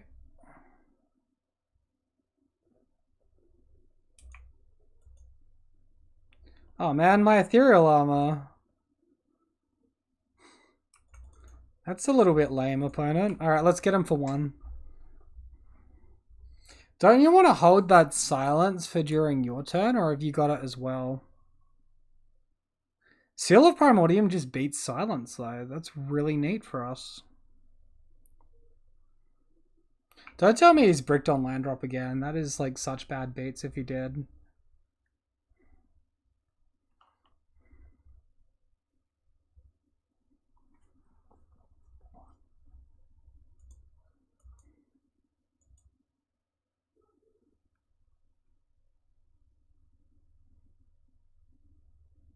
If he has the silence, he wants to do it beforehand.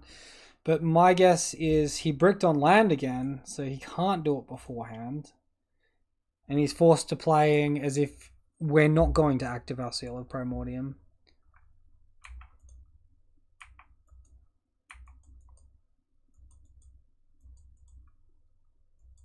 We just kill you in the air next turn, man.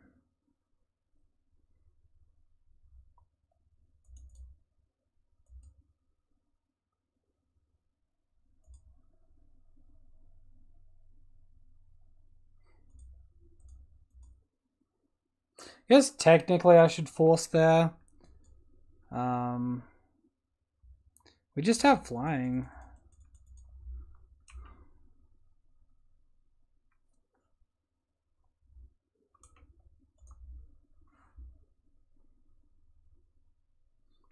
Because, like, if we force there, we play around a future silence.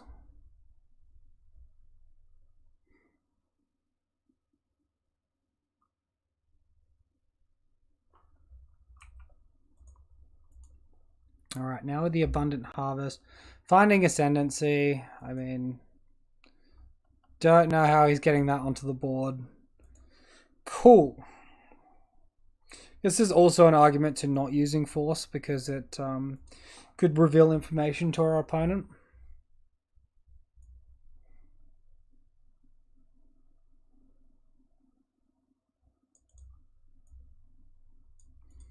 I wonder, my opponent is probably running Visions of Beyond, which is like if there's 20 or more cards in a graveyard, draw 3 cards instead of 1. But we probably don't care about it, I don't think.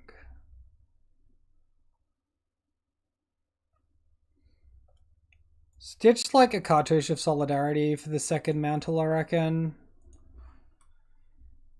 Just because it'll help us get past that bird chump blocking.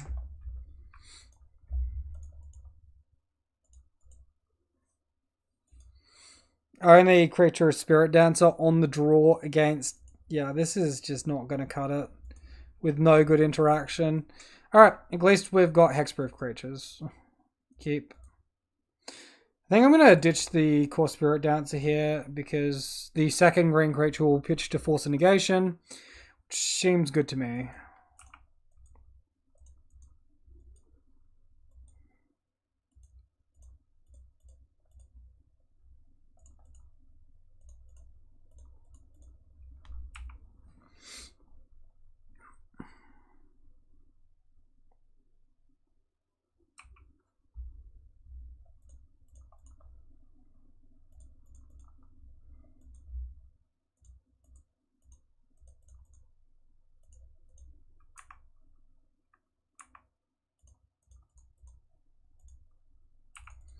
Alright, so we'll attack for 4.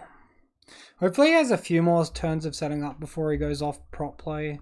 Obviously, because we don't have any form of interaction currently. Like, maybe he has to Glittering Wish for it instead of just having it, right?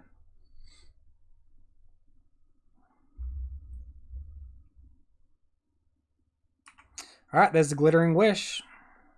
He might play like a second Caryatid and whatnot. Jeskai Ascendancy. There is the Jeskai.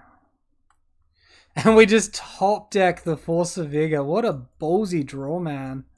Holy crap. That is that is a very different tone to what the rest of the night's been like so far.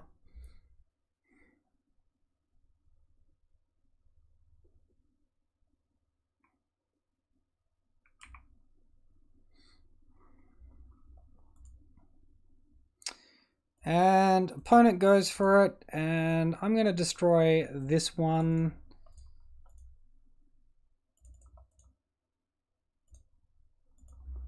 Casting my force.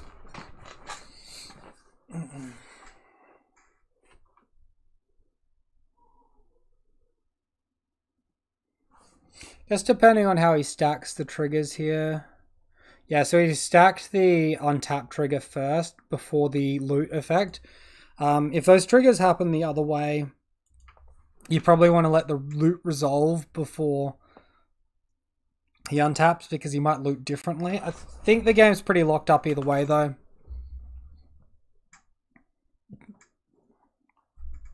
Absolute cracking top deck.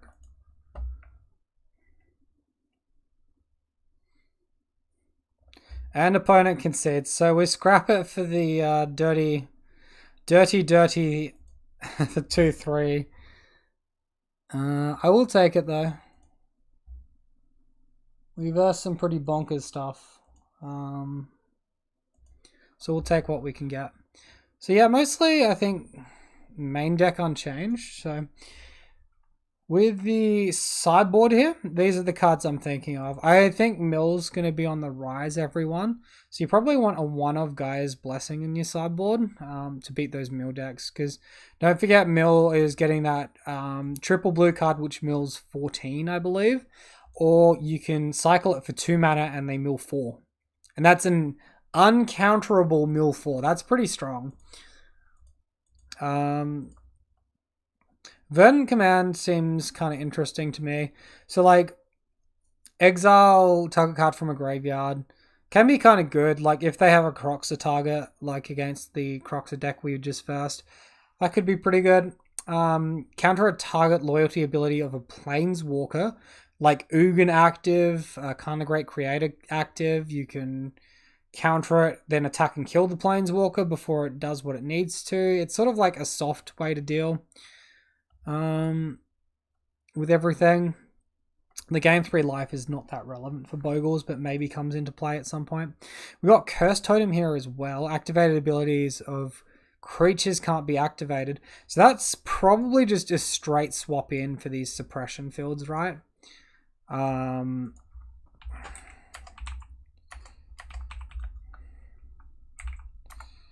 So that's actually going to stop the Sylvian Caryatid's mana ability as well as the Fate Stitcher in that point.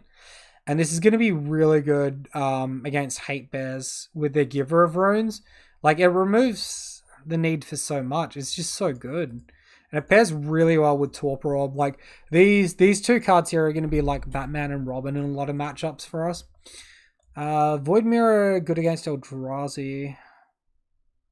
I'm seeing like so much stuff I want here in the sideboard that I'm probably looking at main decking Leyline again. I don't think this is the time where we want Verdant Command. But it's definitely something I'd have in like my play binder or my fucking in my playables for the deck, in my sideboard box, that sort of thing.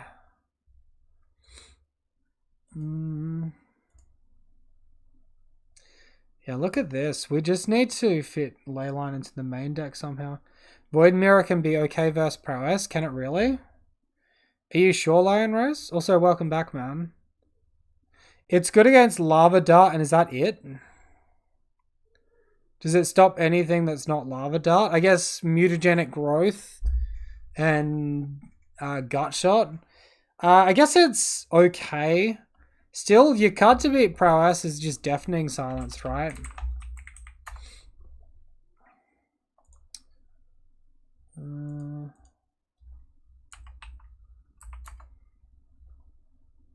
So Deafening Silence.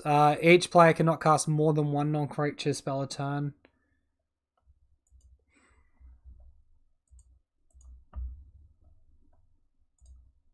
I definitely like the idea of having Void Mirror. I think that's really strong. So I'm gonna just finish fixing up this this sideboard here, I reckon. Do you guys want to see a Burn League, or do you want to see another league with Bogles? Just, like, let me know in the comments, and I'll go. Because, like, I'm happy to have, like, a little bit of variety here, because I'm sure Bogles can get stale. But I suppose Burn's not the most exciting either. Burn did get, like, essentially a second Boros Charm with... It's not Rift Bolt, it's Rift something, I'm pretty sure. It's 2 mana sorcery speed, deal 4 damage to any target.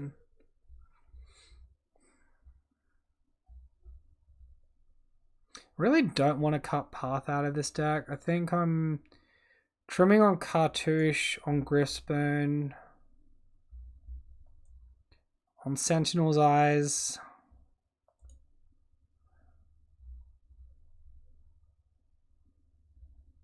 Maybe I don't know. Maybe a Spider Umbra out actually. So 5 Totem Armor. That's probably not too bad.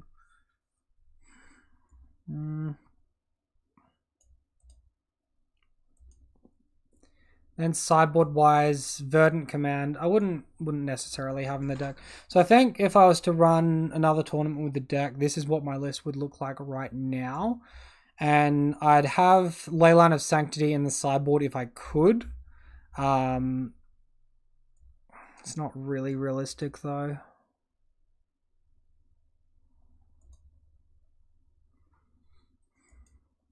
Yeah, really, I'm excited about these sideboard cards. I almost want to try this deck right now instead of Burn. Bogles just seems too slow for you at the moment, Lion Rose. Okay, that's fair. Let's go for Burn then. I think you're definitely onto something there.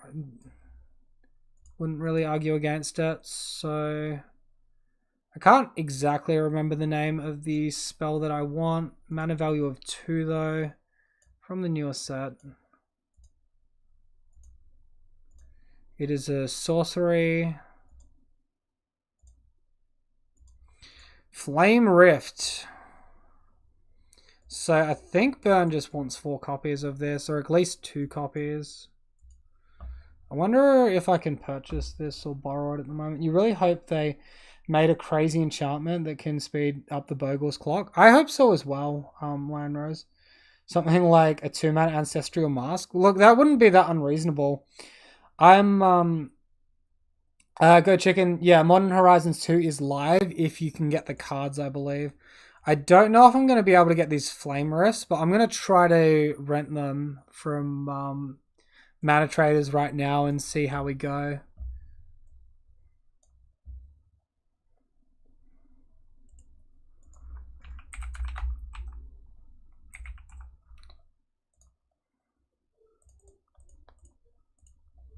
Really like to try it out. So because this is like an uncommon and probably not the most sought after card, I reckon we're actually going to get it and we're going to get to play with it.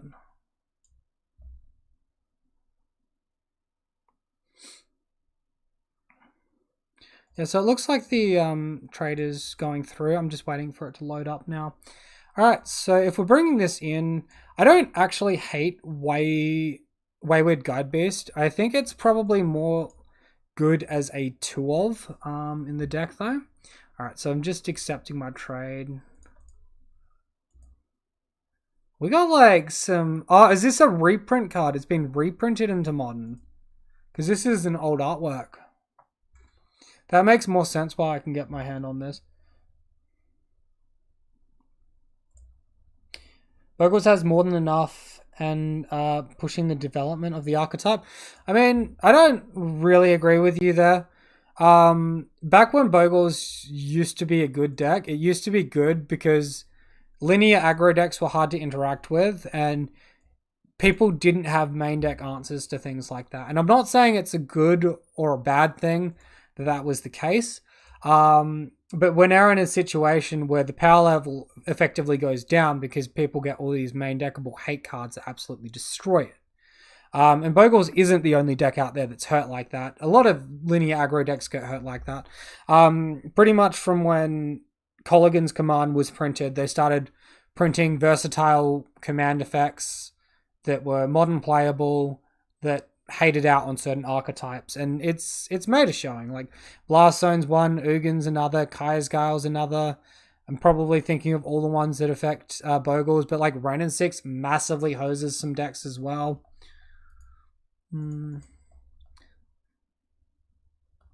Alright. I think I just removed the shard volleys for the flame refs.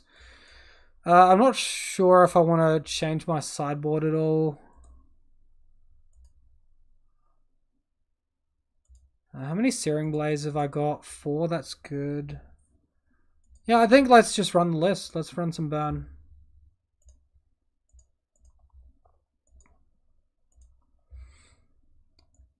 But yeah, I have been like slowly designing some cards, which I'm going to be putting in a video on YouTube that I think would be good for Bogles. Like, Bogles is not a good guy. No, it's kind of not a good guy. Guile is nice. Ren, Ugin bad, yeah. Well, I mean, you've got the Ponza deck right now, which is running around with Ugin plus Khan the Great Creator. Like, that's never the good guy.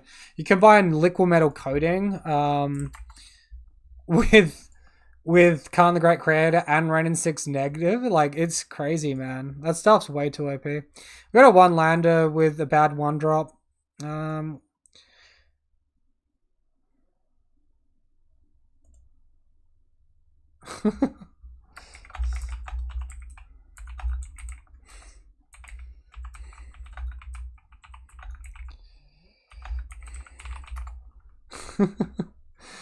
Right off the bat, let's mulligan to something a little bit better, hopefully. Alright, I think this is better. We'll bottom a land.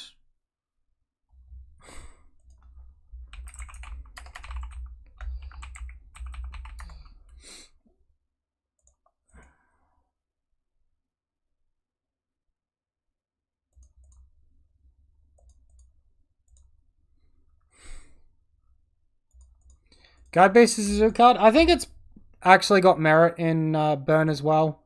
Go chicken. I got it off of a players list. Oh, we're in the game, sorry.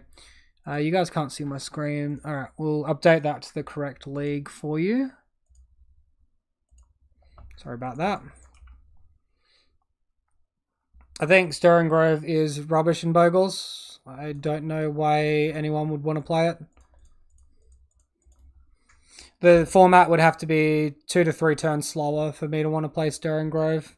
I really wanted it like 3 years ago. But yeah, not anymore. Khan should have been banned a long time ago. Yeah, Khan should still be banned. Khan is bullshit, man. Banning Micro Sync Lattice made it disappear for a little while, but it's definitely not stopped the deck. Not even close.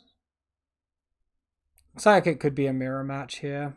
Oh, our opponent's on Dredge. It's like super bad for us.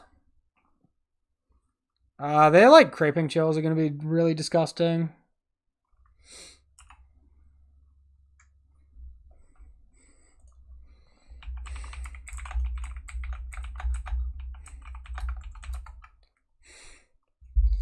I like never versus the proper matchups in leagues. Like, Dredge is so good for Bogles, and I play the first league with Bogles. I get paired against a lot of decks which Bogles is going to struggle against. And you watch this league, I'm paired against Dredge. I'm probably going to be paired against Burn, Prowess, like all the things that we actually want. Oh man, that's like so lame.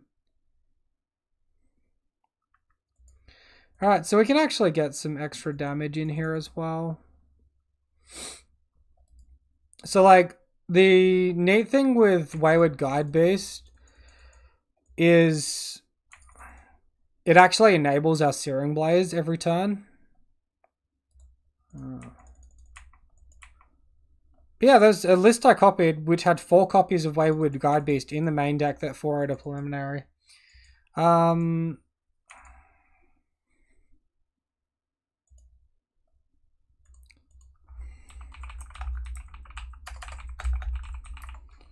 You know someone who quit MTG because what you said, it's so matchup based, just lottery? Yeah. I used to really enjoy playing like friendly modern Magic leagues instead of these ones.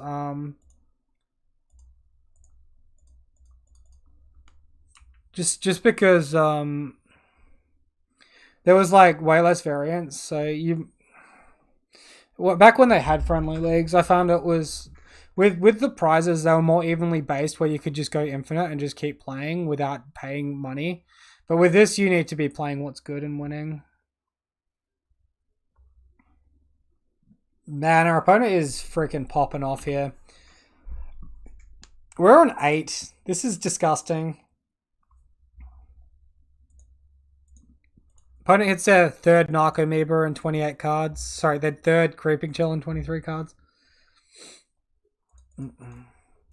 Yeah, I wish Magic would go back to the good old days where you actually had good, decent, meaningful interaction with your opponents, and it maybe took like a little bit of skill or something. I mean, wouldn't that just be like amazing? But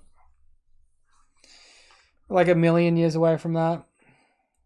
Should have tried playing Commander with some friends. Yeah. I mean, Wizards is also ruined Commander BDC.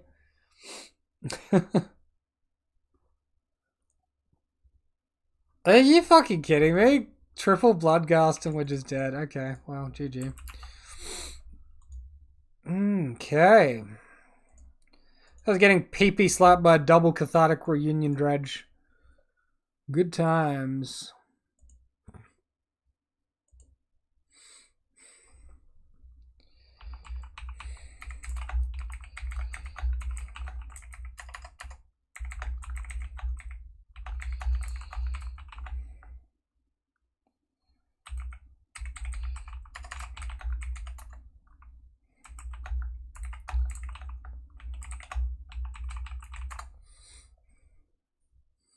Alright, well, we're definitely going to want to bring in the extra skull crack here. I don't really think we want deflecting palm. Smash doesn't seem that good. Might minus a flame rift because it's slow. I don't know, a guide beast. I don't really know what we don't want in this matchup.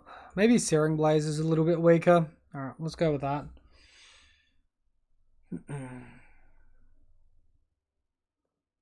A lot of people quit Modern or Magic because it was so stressful with the OP cards. Archetype masters such as yourself. I mean, I was pretty tempted during Uro until I found Bant, which had a very positive win rate against Uro.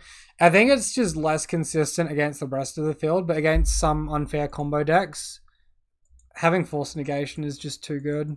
Plus the Surgical Extraction. You found it to be true as well. For some reason, it seems like Magic is becoming less fun and more just stressful to play. No bans will happen post Modern Horizons 2 for sure. They just want to wait. Well, they're going to wait a while, chicken, and they're going to look to get their money's worth. They're going to wait until people actually buy the cards and invest.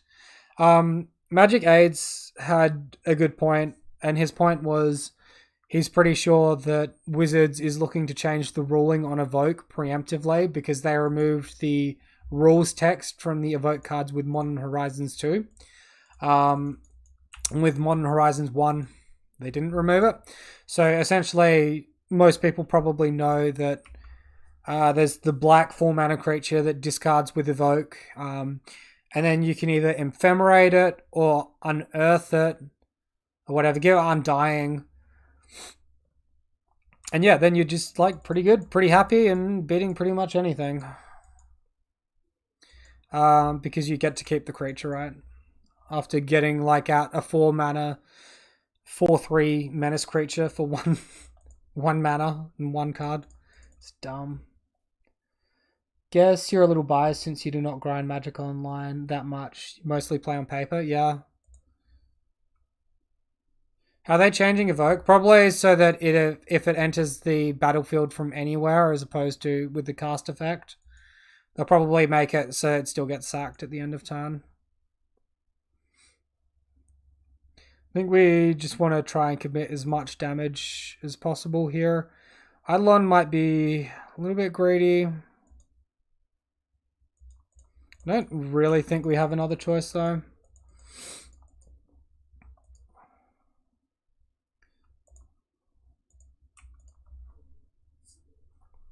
So far with the guide triggers revealed Bloodghast into Stomping Ground for the second attack there.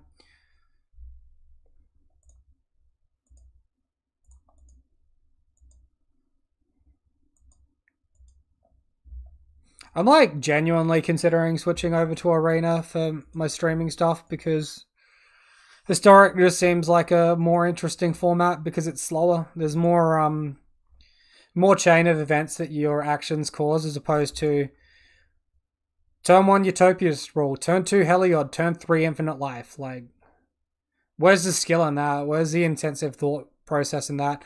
At least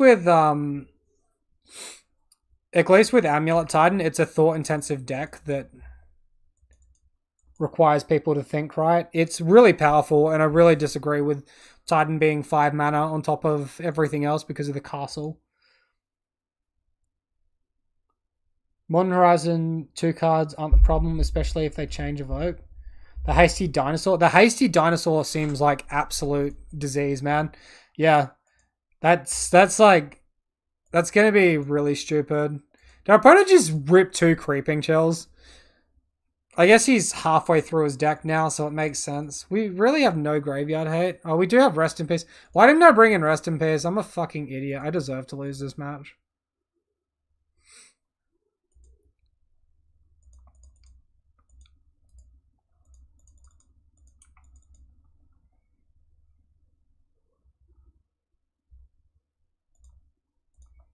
Alright, let's just hope he can't kill us.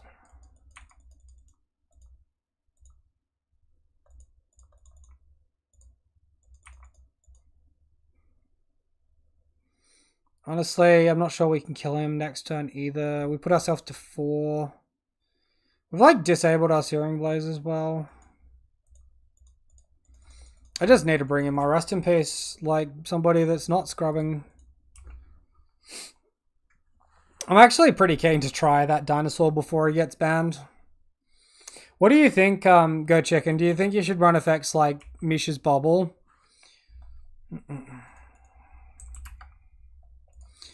Third Creeping Chill in 33 cards. I guess it's even less than 33 cards.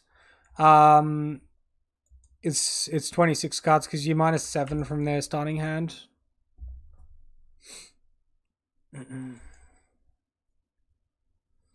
Like those Creeping Chills, he's dead without them. He's on exactly 0. He's had 9 life gained. Good system. Amulet cards need banned, but there are cards at all 3 levels of tiers above that also need banned. What do you mean by tiers above Amulet? Are you talking about Heliod or are you talking about something else?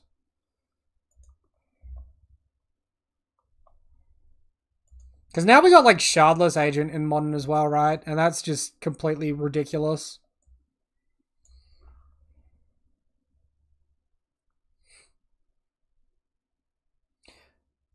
I could see Metamorphose being bannable. I think Simian Spirit Guide was quite questionable.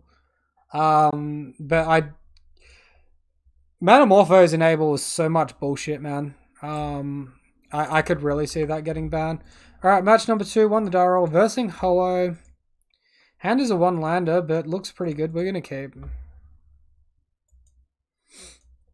We've got the old triple creature and then an extra 10 points of burn, so should be alright if we can curve out. Right off the bat, getting into our attacks with Goblin Guide. You guys can't see that. Let's put that so you guys can see the guide triggers. Vapor Snag on top. We're versing Is It Blitz.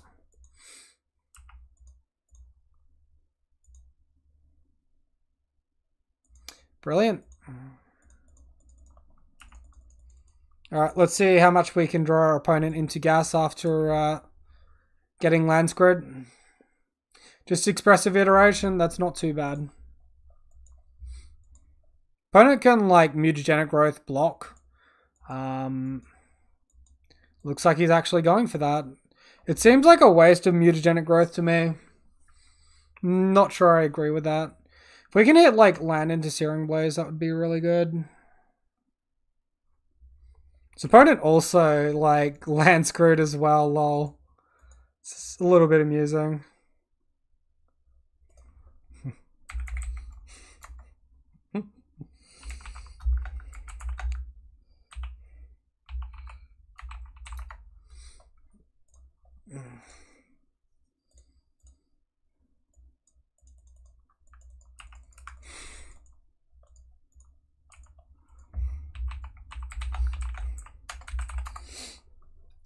Spike Feeder, Prowess cards, couple of randos, Swift Spear maybe, Scourge of the Skyclaves.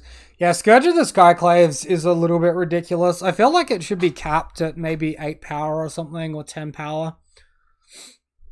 It just getting exponentially bigger, and the interaction with its double strike on Team of Battle Rage is pretty cancer.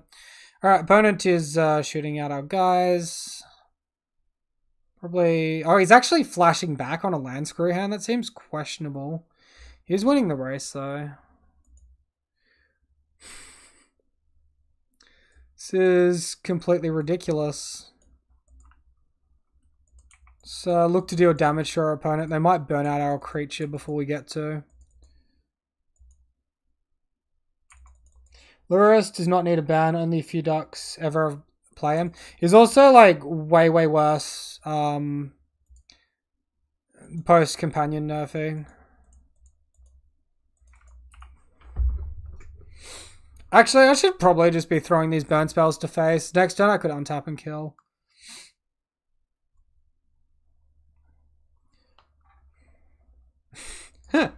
Opponent drew land and I didn't. Nice fair match of Magic. Well, yeah, again, I'm going to keep harping on. Zendikar Rising or Zendikar Returns was their chance to fix all this bloody land variance bullshit, and they chose not to. They made a conscious decision that that's not what they wanted to do.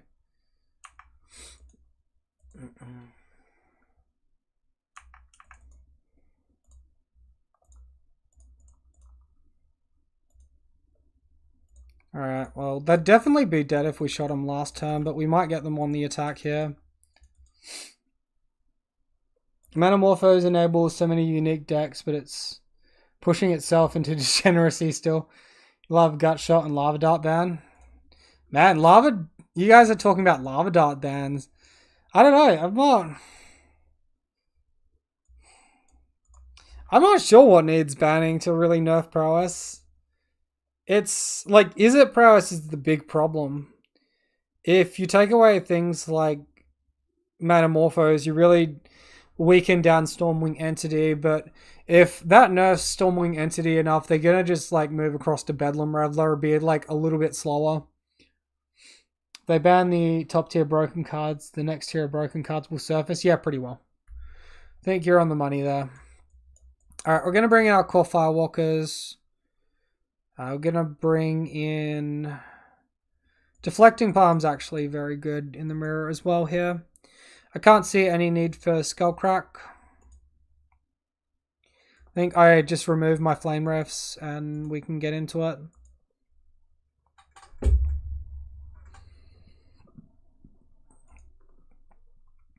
Alright, hand's got Firewalker and Deflecting Palm. Looks good to me.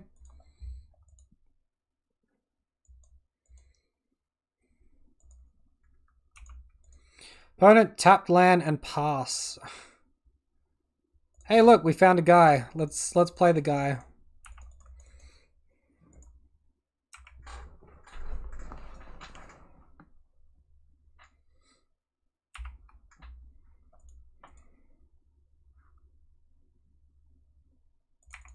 Let's go to attacks and let him see if he puts the damage through. Interesting. Could be playing into Kozilek's return here because he's not committed a creature. I think I go for it though.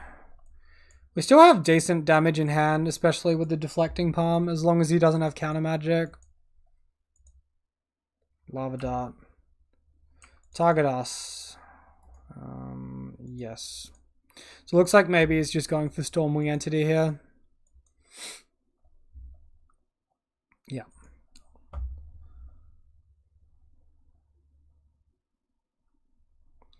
One card top, one card bottom for the opponent.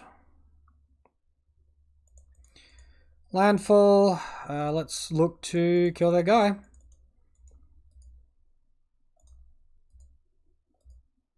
Always yield.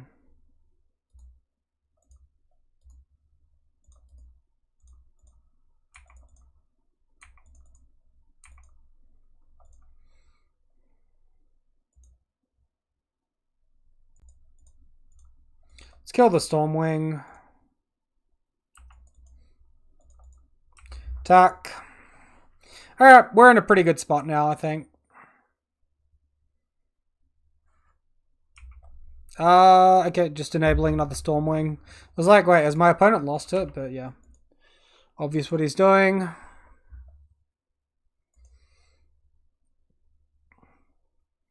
Well, yeah, this is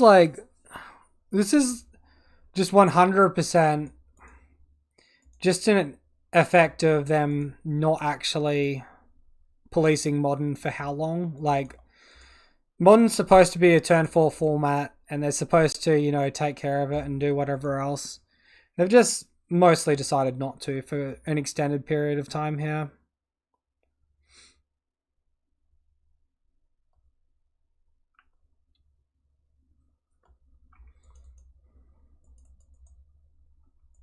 Let's just pass. I don't even think I like playing the Wayward Guide Beast. Not yet. If our opponent does nothing, we can end of turn cycle for our Islet.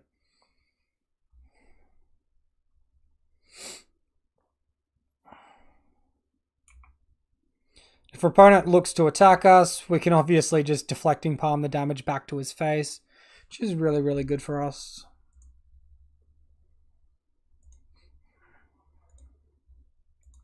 Opponent expressive iterations into a second expressive iteration. This is completely fine.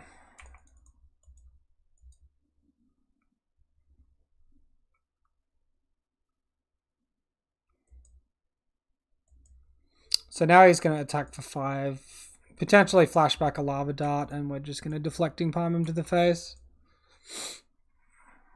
Oh, he doesn't attack at all.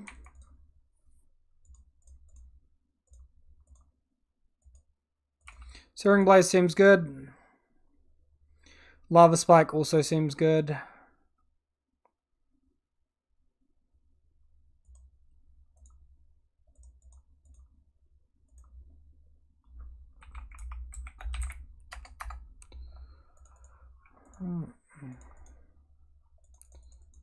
I thought he said have the money yet. He had said have the monkey yet. So, like, with this, we can enable our Searing Blaze and get the kill no matter how he does his blocks. We just had it.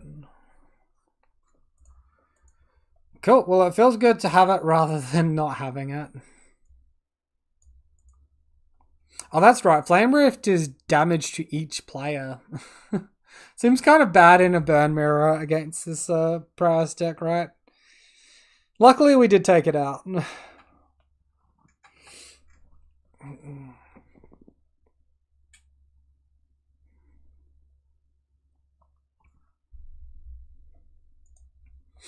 It's just like, I don't know. Like everyone's always said, they're trying to make Modern into a reserve list less legacy. Legacy without the reserve list. We keep our hand. Even though we've only got 1 mana, we've got 4 one mana spells in hand. We curve out really quickly.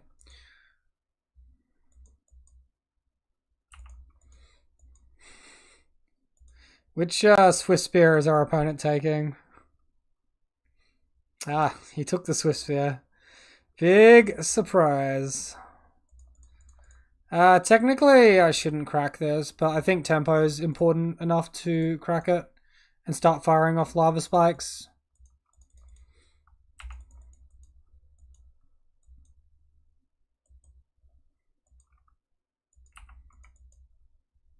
Opponent with Thoughtseers, I guess he takes the charm. It's like not that bad for us. I'm also not playing creatures is okay. His land he played was Peatland. It hurts. It's going to add up as long as he's wanting to curve out. Cool. I think we just fire off the Flame Rift right now and pass the turn.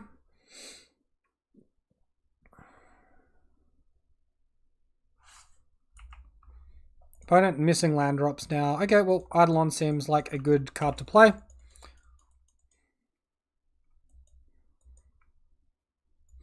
It's very likely my opponent's not just going to not play this game and just going to concede.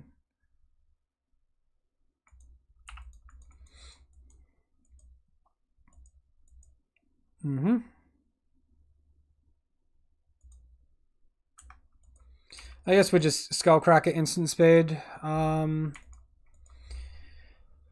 really could have committed something to the board much earlier. Okay. So is this a Shardless Agent deck? It would appear like my opponent is on a Shardless Agent deck.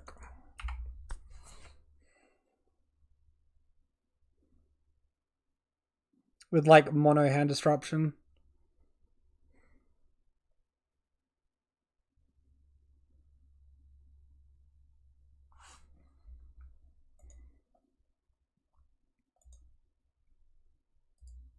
So you'll to our opponent's upkeep and then Skullcracker him.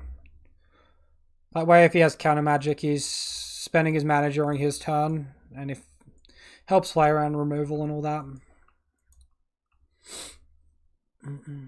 Cool. Well that was very unexciting. Not sure how much life gain my opponent's gonna have, but Skullcrack's probably about even with Searing Blaze.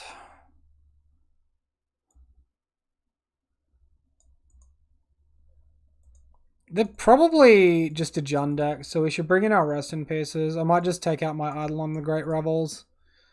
And yeah, we'll go with that. Cool, Snap Cape. Hand's really strong. It's not worth bringing in our core Firewalkers. If we had Oriok Champion, obviously that's a different story.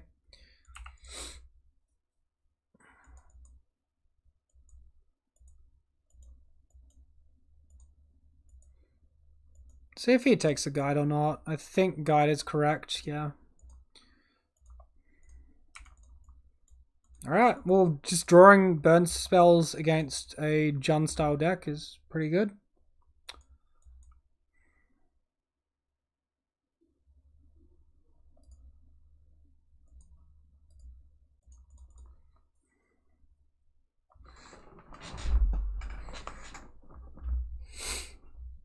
Unfortunately, I think this Rest in Peace is going to be bad this game.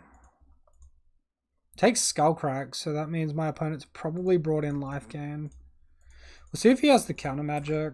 He does not.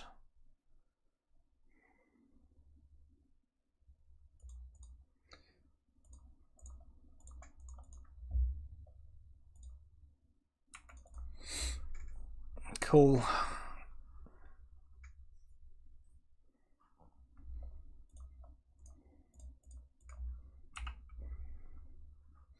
Alright, opponent gets Rest in Peace at this point.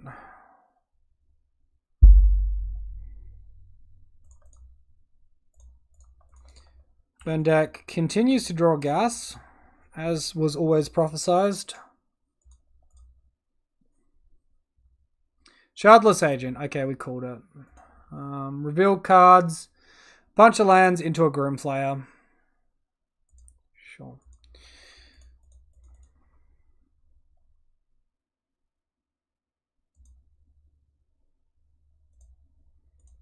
I think I'm gonna cycle.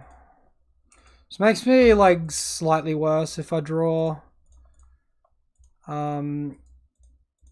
exactly Searing Blaze. But this is fine. We'll force the block with one creature. Put our opponent, down to 4. Not a bad life total. Like 1 burn spell off killing them pretty well. Ancestral Vision is on suspend. Fatal Push on the guy. Grimflayer full power. Alright, let's see if we can hit a Flame Rift or Boros Charm off the top.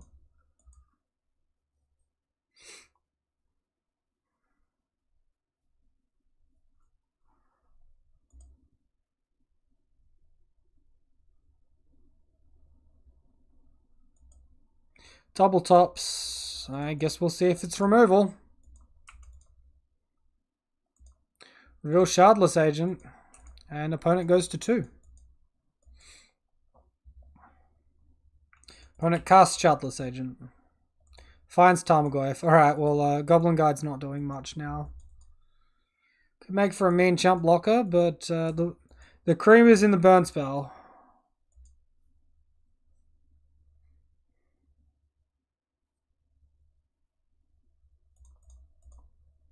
I think we risk it. Alright, we're now blocking the Tarmogoyf with our Goblin Guide. As long as we're allowed to. He might kill it.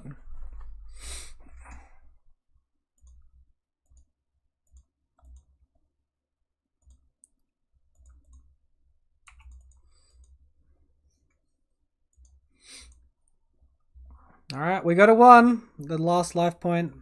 The point that matters. All our creatures left are haste creatures as well. Oh my god. We can't cast that. That is so upsetting. Oh my god, no. No, okay. Dude, that was clutch. I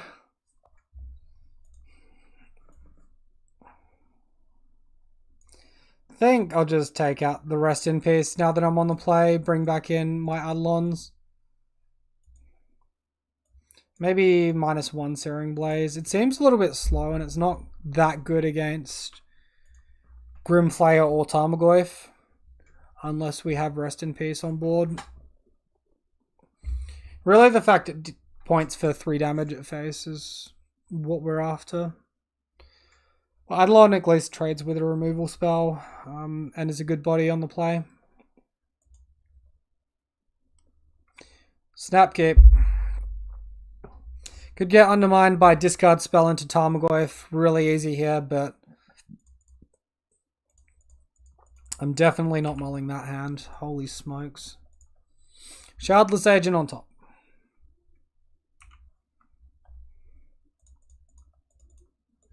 Miss a land drop. Alright, we're getting clogged up with these 2 mana spells as well, which isn't great.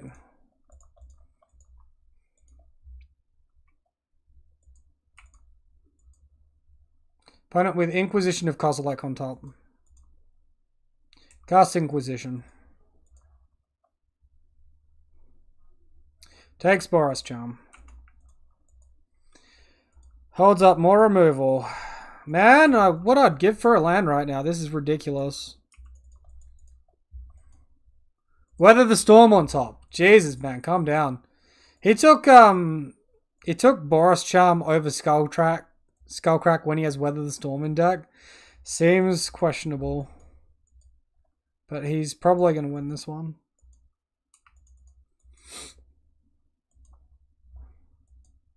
Like enough behind on tempo, just being stuck on 1 land. Oh, is he going Shardless Agent? This could be okay. Into Inquisition. Fuck, man. Could you not hit something good just once? Just hit an Ancestral Vision and do nothing. Took Searing Blaze. I'm sorry, what? And like he gets fucking rewarded for this shit, man. What the hell? Oh my god. Island to hand. Trades.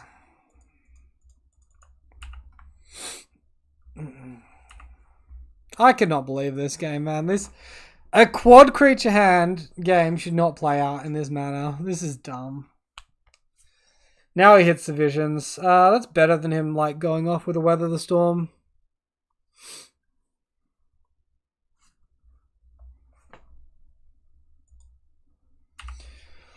Remarkable stuff, really.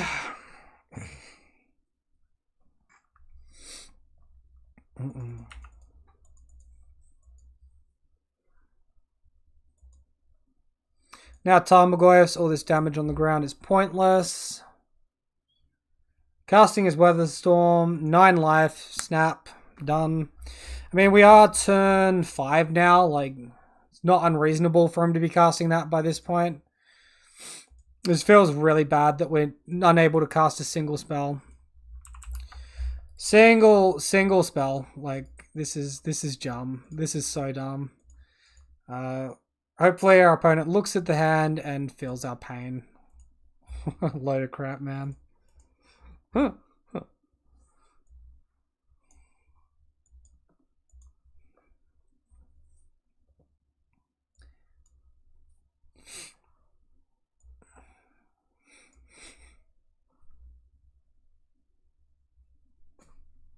All right. Let's get out of tilt. Let's go to game 4 now. Positive outlook. And then, like, burn someone's face.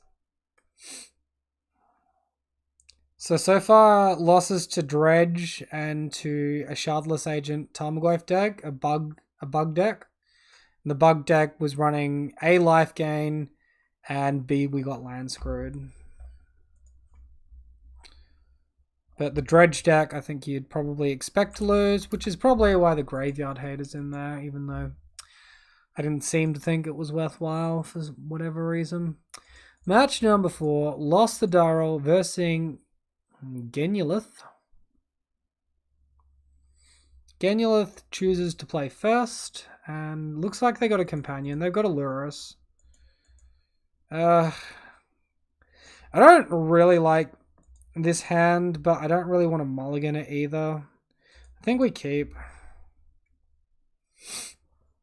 I feel pretty bad if I get a single discard spell, but even if I mull to 6 and get a discard spell, that's still super frustrating too. Ether Vial, so we're versing goblins by the looks of it. None of these cards kill creatures. That card does.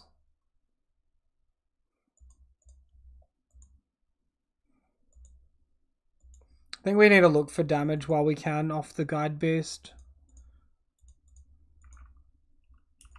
Maybe we can confuse our opponent with the Guide Beast and they don't know what's up.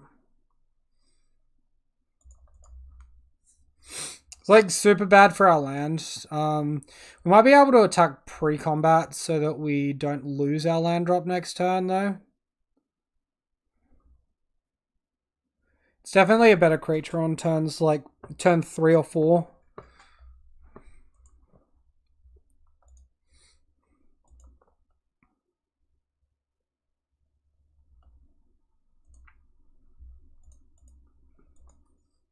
So when it does shock in a Blood Crypt here, Ether Vial on 1.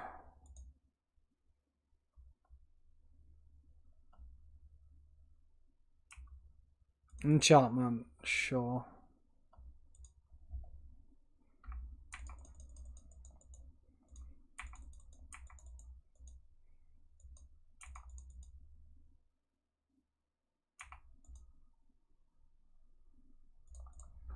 So now we can hold up Lightning Bolt for like a conspicuous snoop.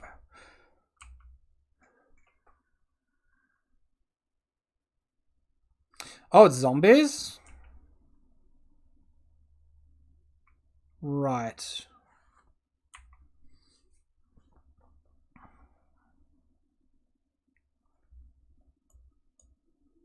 We got 10 points of burn in hand. We're getting close to killing.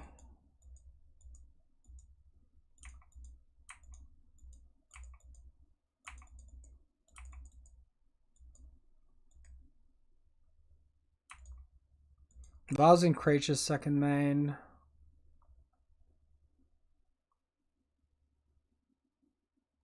So that makes opponents lose life when a creature enters. I think that's okay.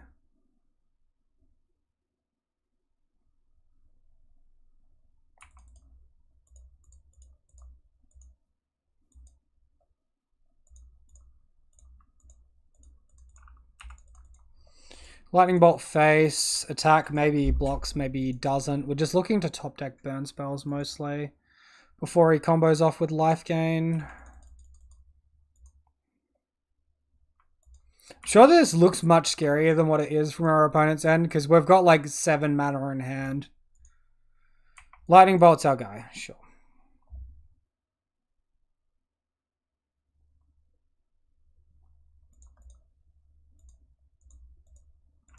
Lava Spike them. We can untap. We can end step, get our land for Boros Charm. I guess if we Boros Charm this turn instead of Lava Spike, then we can Boros Charm plus Flame. We can Lava Spike plus either Boros Charm or Flame Rift next turn. So I think I play that slightly suboptimally.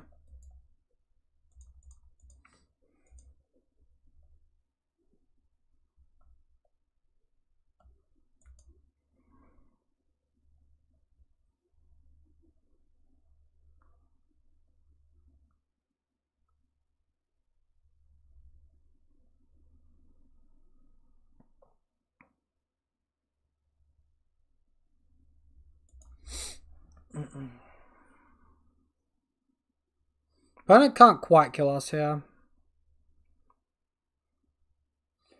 They can switch us off our fetch land though. That's super bad for us. Oh wait. Are they dealing 2 damage each time? No, 1. Alright. Well, GG to them. Were we drawing anything of relevance? We were. We would have got there. Very interesting. So, Rest in Peace seems decent. I don't know if we need our Skull Cracks or not. Smash to Smithereens only target is probably Aethervar, unless they have like Dragon's Claw. They could have Dragon's Claw. It might be worth bringing in like 2 Smash. Don't know if Eidolon's where we want to be, and I'm not super like sold on Wayward Guide Beast.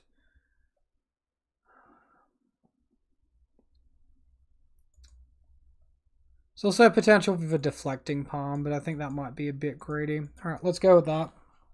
We'll cut the beast. Put it into its cage.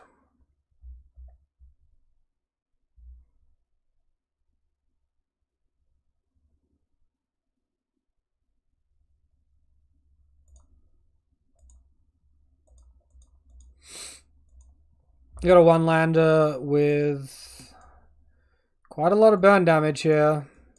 It's really good if they play Aetherval and we top deck land.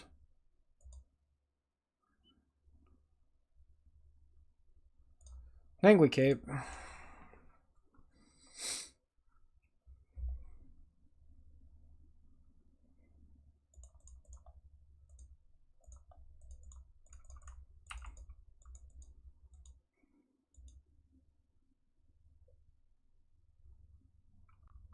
Crypt Draker. Yep. We find the Goblin Guide.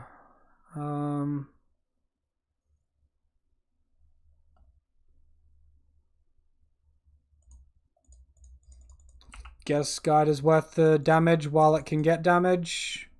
We let them find Sacred Foundry though.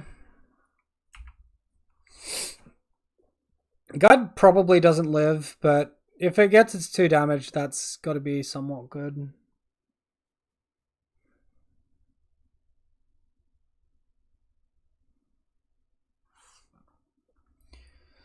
So it looks like in response to my attack, they're going to kill my creature.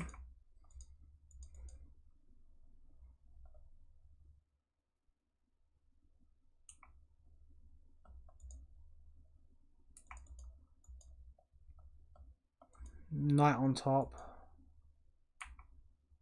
I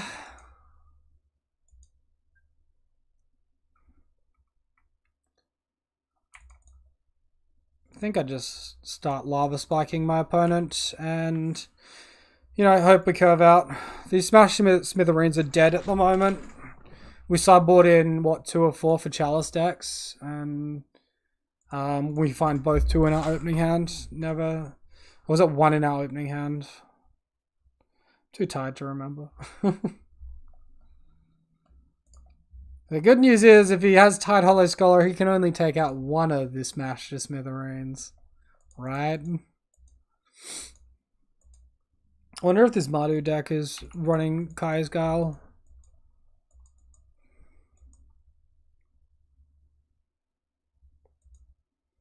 Million creatures, no lands, no creatures. This is a distinct difference in the board states of these two Magic players. Imagine just fucking drawing a card, man. Just imagine for a second. Just imagine curving out, like, just once. Bloody joke. That is 3 card draws, not a single land. So now we're like pretty much waiting for our doom. I'm pretty sure they've got the unreasonable amount of damage down packed.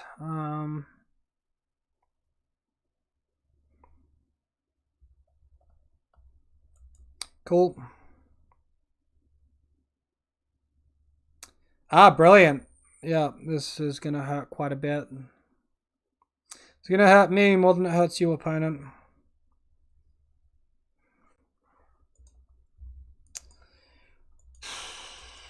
Imagine Wizards caring enough to fix the mana situation in Magic.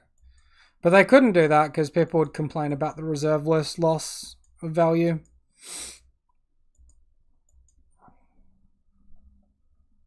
Cool. 300 years late, we hit a second land.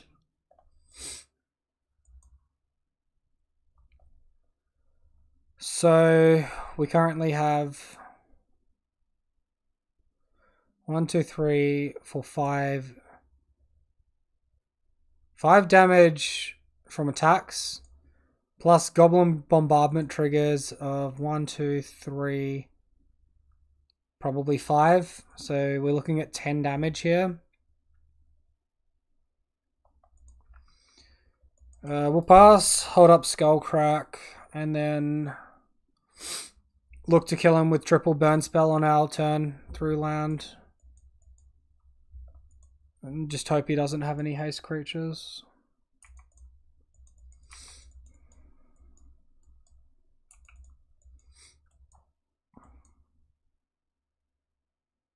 Or like a single other creature that he can play.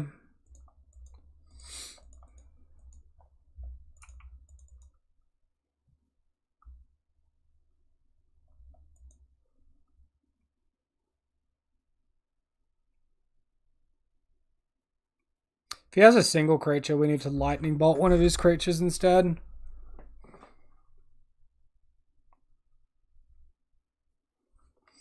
He also might not have lands or fetch land.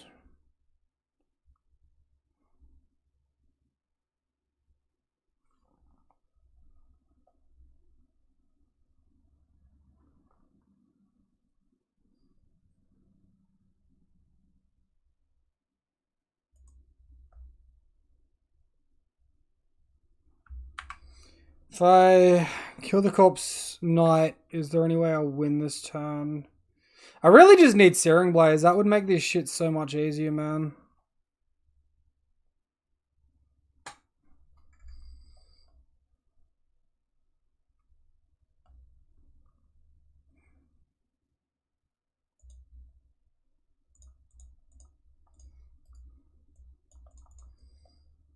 Let's kill the zombie. I think we're dead regardless of what we do.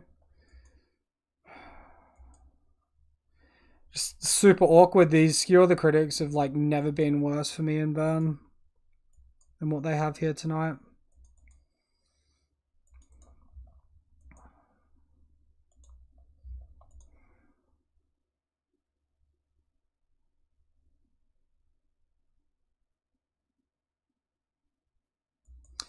Really doesn't matter what you take, opponent. Just take something. Like, you win anyway.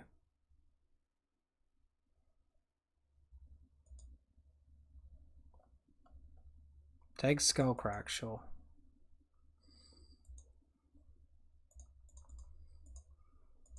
So if my opponent doesn't have any land drops, it's kind of good for us.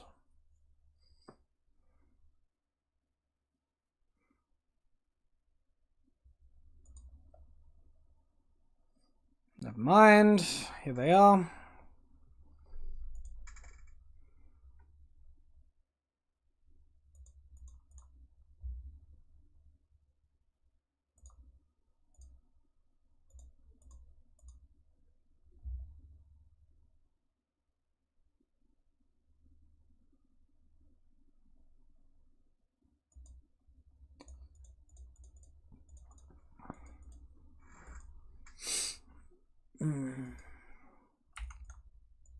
Sacks it in response to Goblin Bombardment, and we get it back. We don't deal any damage to him either, so that's freaking terrible. This seems so weird. This seems too good. Alright, well, GG to whatever the fuck our opponent's doing. He curved out. Salty Streamer says, what? I don't know what to say. When something that janky just slaps you around, you know you're having a bad night. That's just shocking.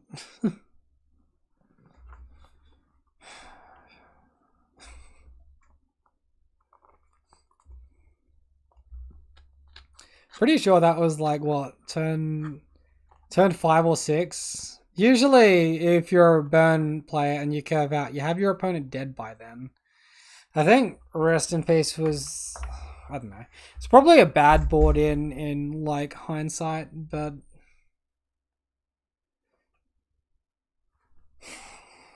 honestly, yeah, like we don't have that many cards that are good against them. Like Smash was kind of awful. What I take out was Eidolon and Wayward Guide Beast. Like the Guide Beast is maybe okay, but this doesn't fix our land problem though.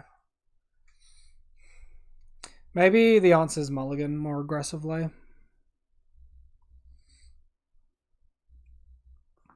Wow, that puts my opponent to 2-1 in his current league, and we're playing a much more conventional deck and just don't exist.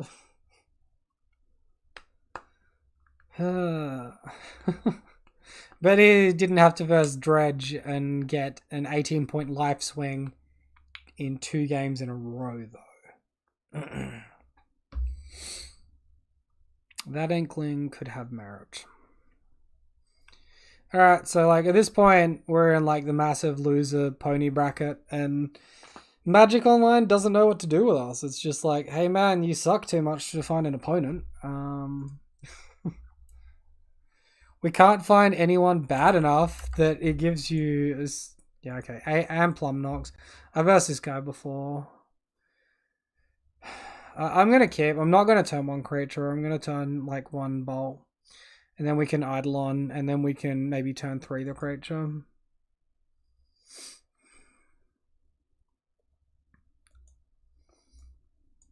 It's like... Not fantastic, but because we're on the play, it should hopefully work. We have a lot of damage with our 4 mana spells as well.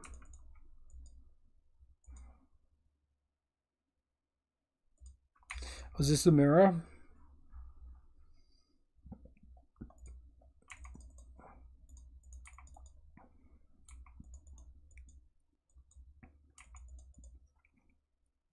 Alright, opponent gives us an inspiring vantage.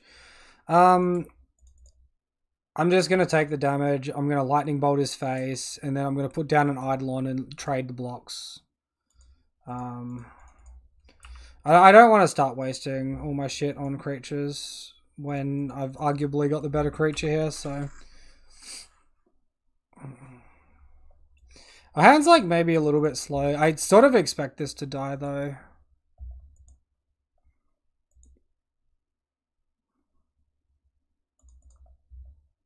He was last seen 2 days ago playing... Sorry, 13 days ago playing Amulet Titan. If he waits to Boros Charm on giving Indestructible as well, I'm absolutely okay with that.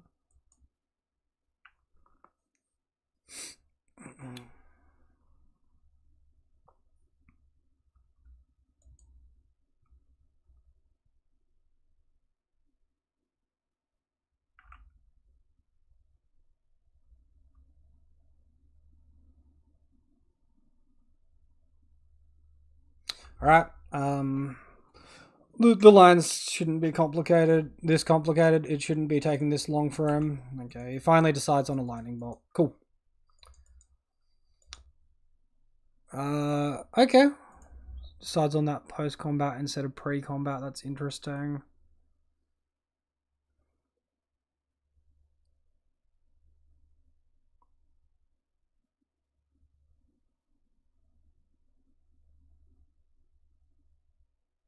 We literally can't target anything that's not a player, and we're also only 3 points off of killing our opponent with just burn spells.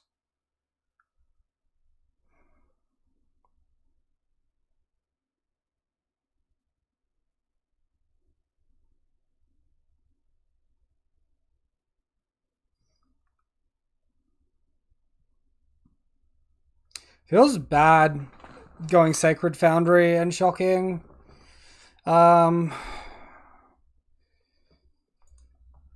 If we miss the prowess trigger, do we mind?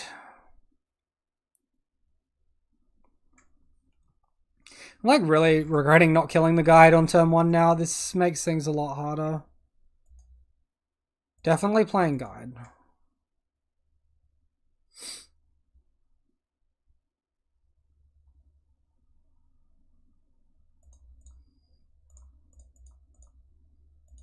Alright, I think we just go like this and don't overthink it.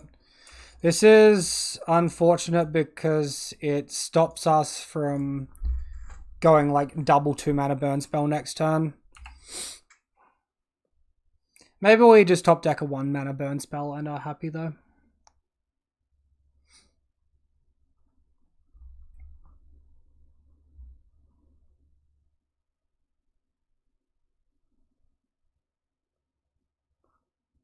Oh, there are Mardu.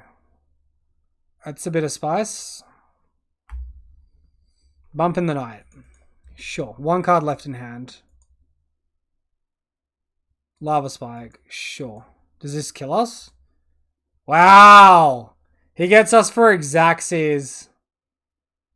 Why are you playing Bump in the Night, man? There are better 1-mana spells to play than Bump in the Night. So this shit hurts my brain. He probably has, like, Lightning Helix as well. He probably literally just has everything.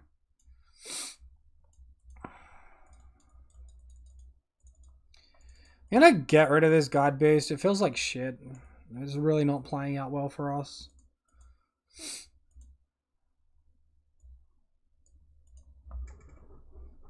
We're on the play. Eidolon the Great Rebel is probably better here than on the draw. I might actually take out Skewer the Critics. No, we'll take out Flame Rift first, and then Skewer the Critics second. So 4 and 2.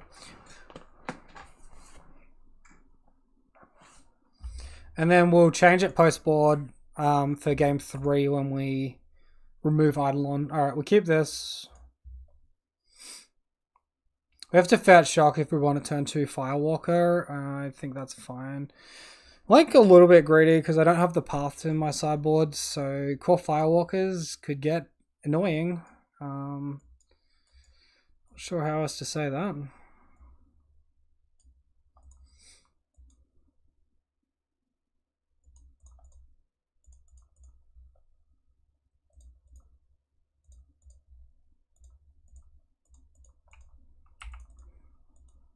Alright, even race so far.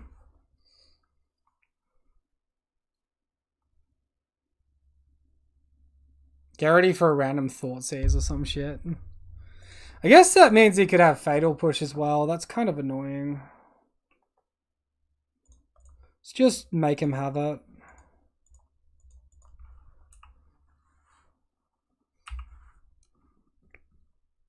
You really have it? Fuck off, man. Fuck off. What a joke. Alright, this game's over. We go 1-3. GG, well played. Oh my god.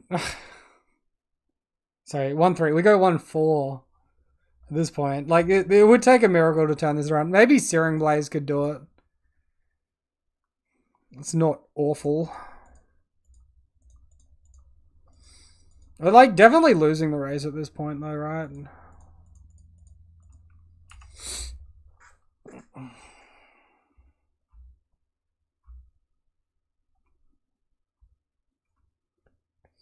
And it just like probably ignores our Eidolon and just shoots face here. So he'll probably go for burn effects before Eidolon resolves. Like a lightning bolt to face.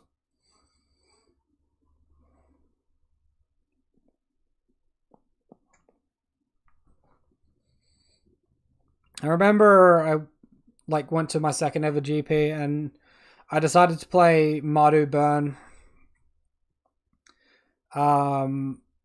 It was like a teamed event. Decided to play Mardu Burn, and yeah, it was quite interesting.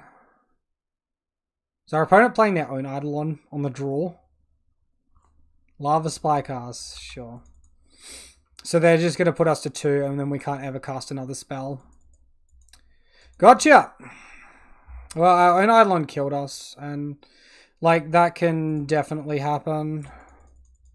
Dude, like nothing went right this league. This is fucked.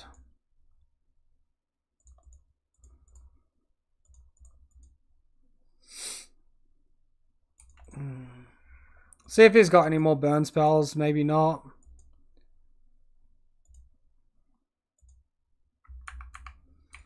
If only like this trigger didn't resolve on us, that would be like super broken, right? Well, I mean, GG Fatal Push. Maybe if we slow roll the Core Firewalker there, that's just bullshit, man. We had like so much variance in that league with the 2-color deck, with super not greedy 2-color deck, and somebody with Mardu deck is just going like better returns than what we are. That's just silly. So far, I'm not convinced by Flame Rift, but to be honest, I didn't really get to 2 mana that often that I actually got to cast it. I think it could maybe be quite good against decks that are not the mirror match. Honestly, I think from this list that I picked up, it is missing Rift Bolt. I think I'm starting to miss Rift Bolt more and more. Now that I've played 2 leagues without it, I think it's pretty necessary to have in the deck. I think like main Flame Rift, maybe 2 at the top end. So if you're looking at a build like this is probably not that wrong if you're wanting to include Flame Rift. If not, like just Lightning Helix seems good too. Yeah, I definitely don't think there's anything wrong with running Lightning Helix at the moment. And sideboard wise, we probably need Path to Exile. Or is it Path of Exile? It's Path 2. Oh, whatever. So yeah, you probably want more paths. This sideboard list, although it like did well in a preliminary a little while ago, I think it's a bit greedy. I think Deflecting Palm's just a bit cute. I really think Deflecting Palm is just too cute. And like Force Smash to Smithereens seems a little bit excessive. I'm sure we could find something else that would fit in here that hasn't, like maybe Roiling Vortex. But yeah, that was a super disappointing league. Oh well, guys, that's gonna be me ending the stream. A big thank you for everyone stopping by and watching. I hope you enjoyed watching me get my butt kicked, particularly with Burn. Yeah, honestly, it's just Modern at the moment. It's just what's happening. I guess we should play something tier 1. But yeah, thanks so much, guys. Cheers. I'll see you next time. Peace out.